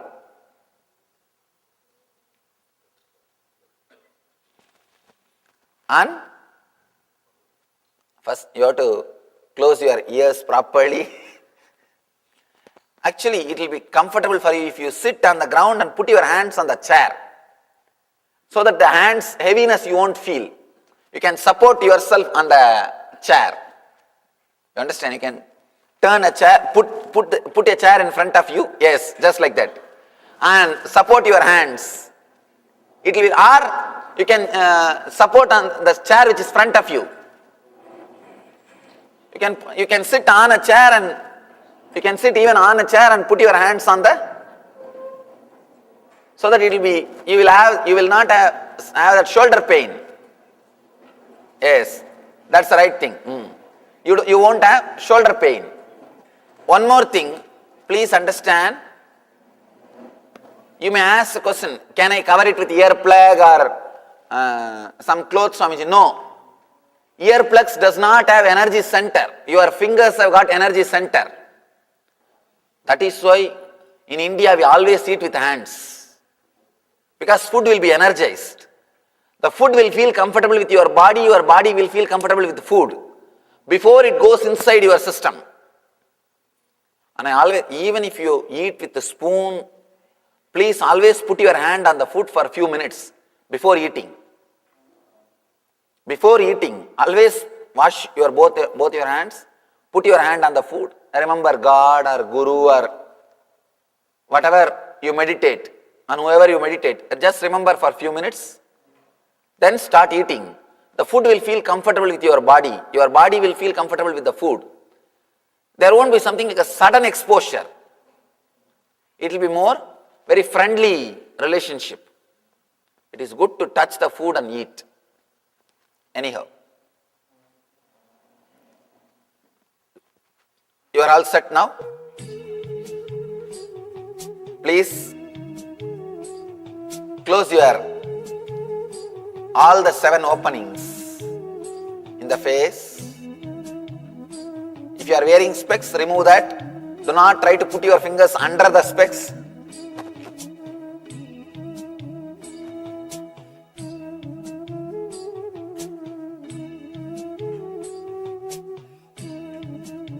Do not close the nose completely. Just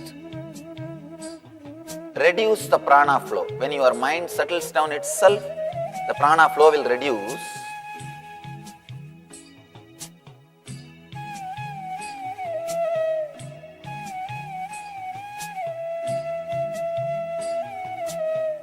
In this same Shanmukhi Mudra, inhale and exhale as slowly as possible.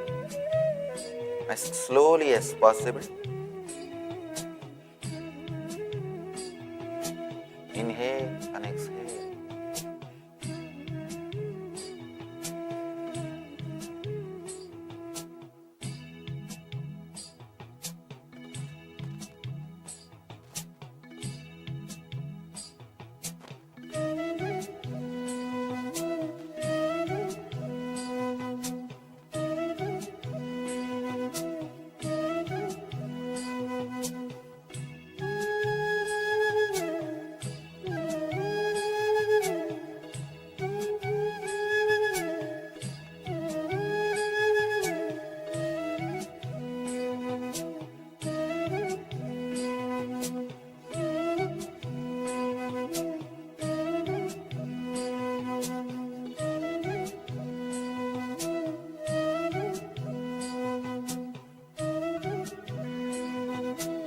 Just inhale and exhale.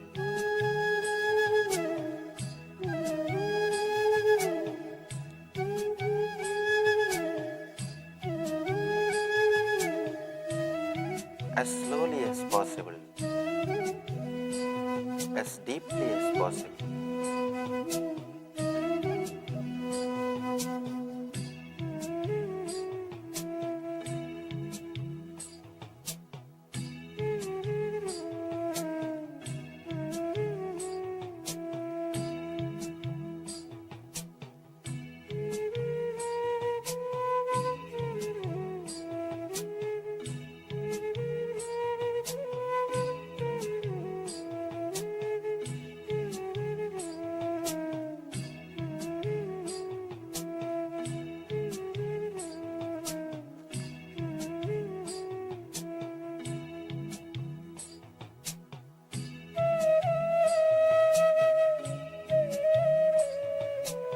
Let your mouth be closed tightly.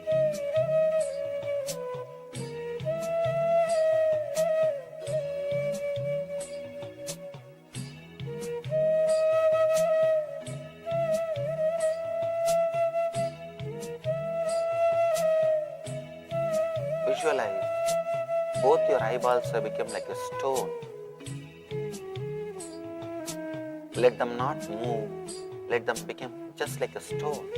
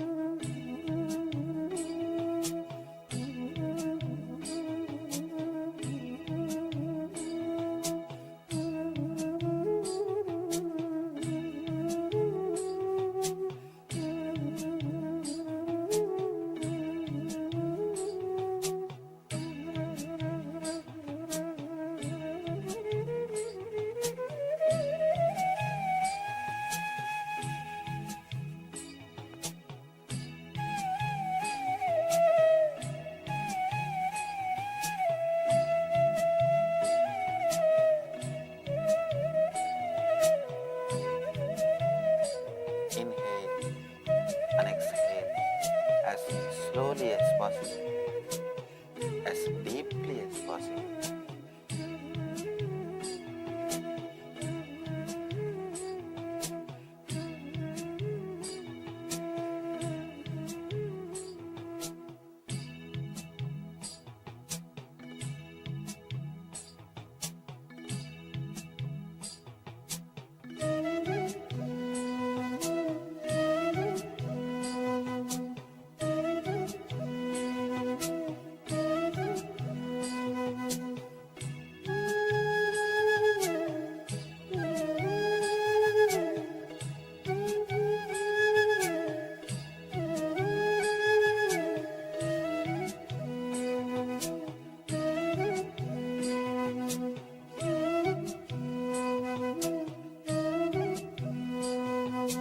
Slowly, very slowly, put your attention on the third eye.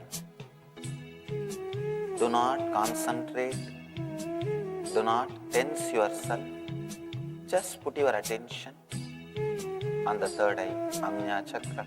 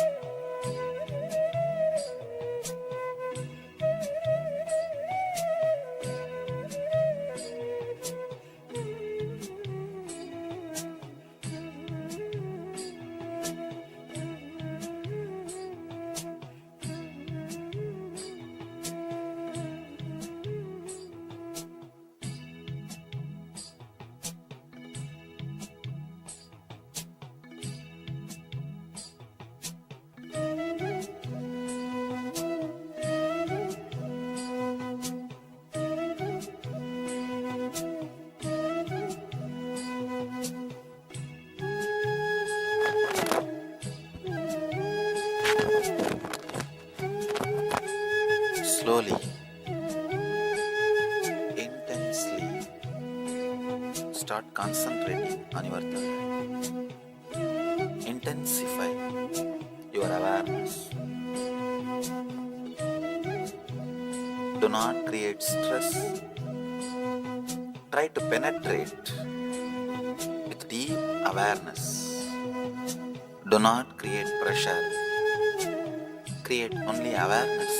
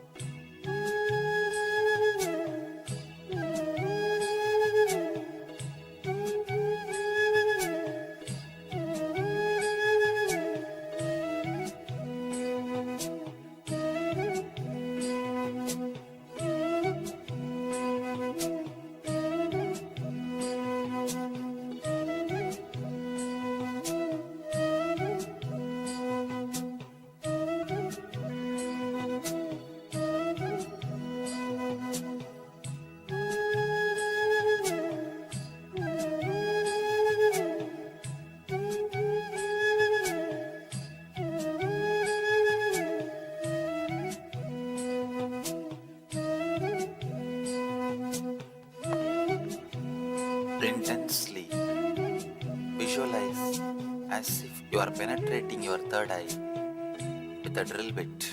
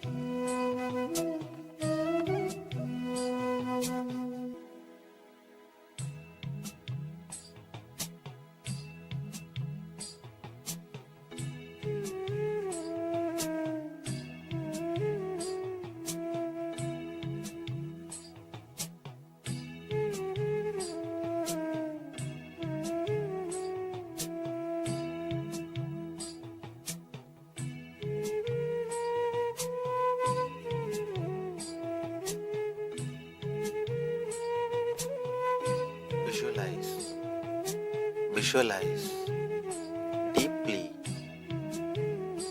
as if you are penetrating your third eye with a drill bit.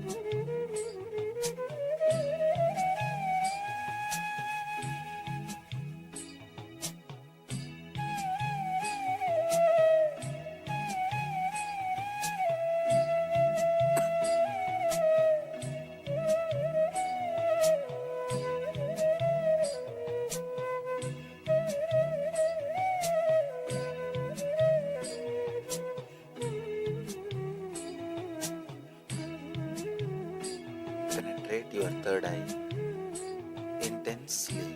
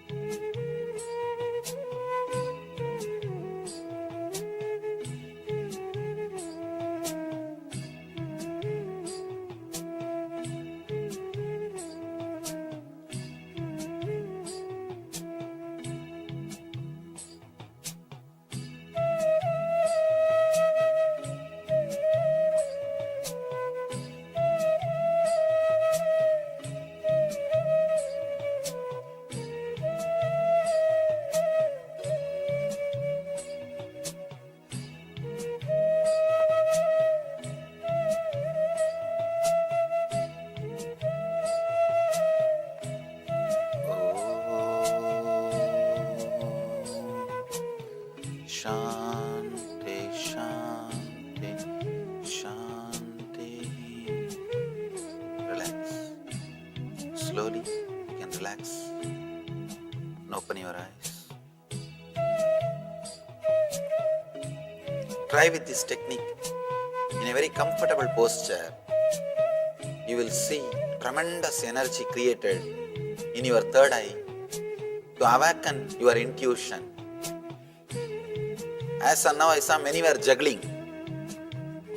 Sit in a comfortable pose where your hand is supported. Then you will see you are entering into deeper energies, the higher consciousness. Let these techniques give you the high energy and liberate you. Let you all become one with the Shiva consciousness. Let you radiate eternal bliss. Nithyananda. Thank you.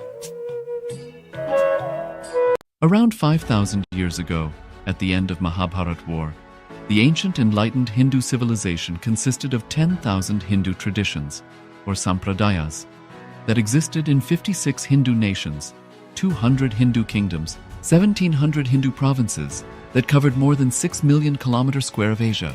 The Supreme Pontiff of Hinduism, SPH, Bhagavan Sri Nithyananda Paramashivoham, is the reviver of KAILASA, this ancient enlightened Hindu civilizational nation. KAILASA is an unbroken cultural, religious, historical, civilizational, and sovereign continuation and revival of multiple of these historical Hindu sovereign states and Hindu ecclesiastical entities. The unbroken continuity of these ancient Hindu nations through KAILASA results in the legal recognition of KAILASA as per the international customary law, particularly the doctrine of continuity.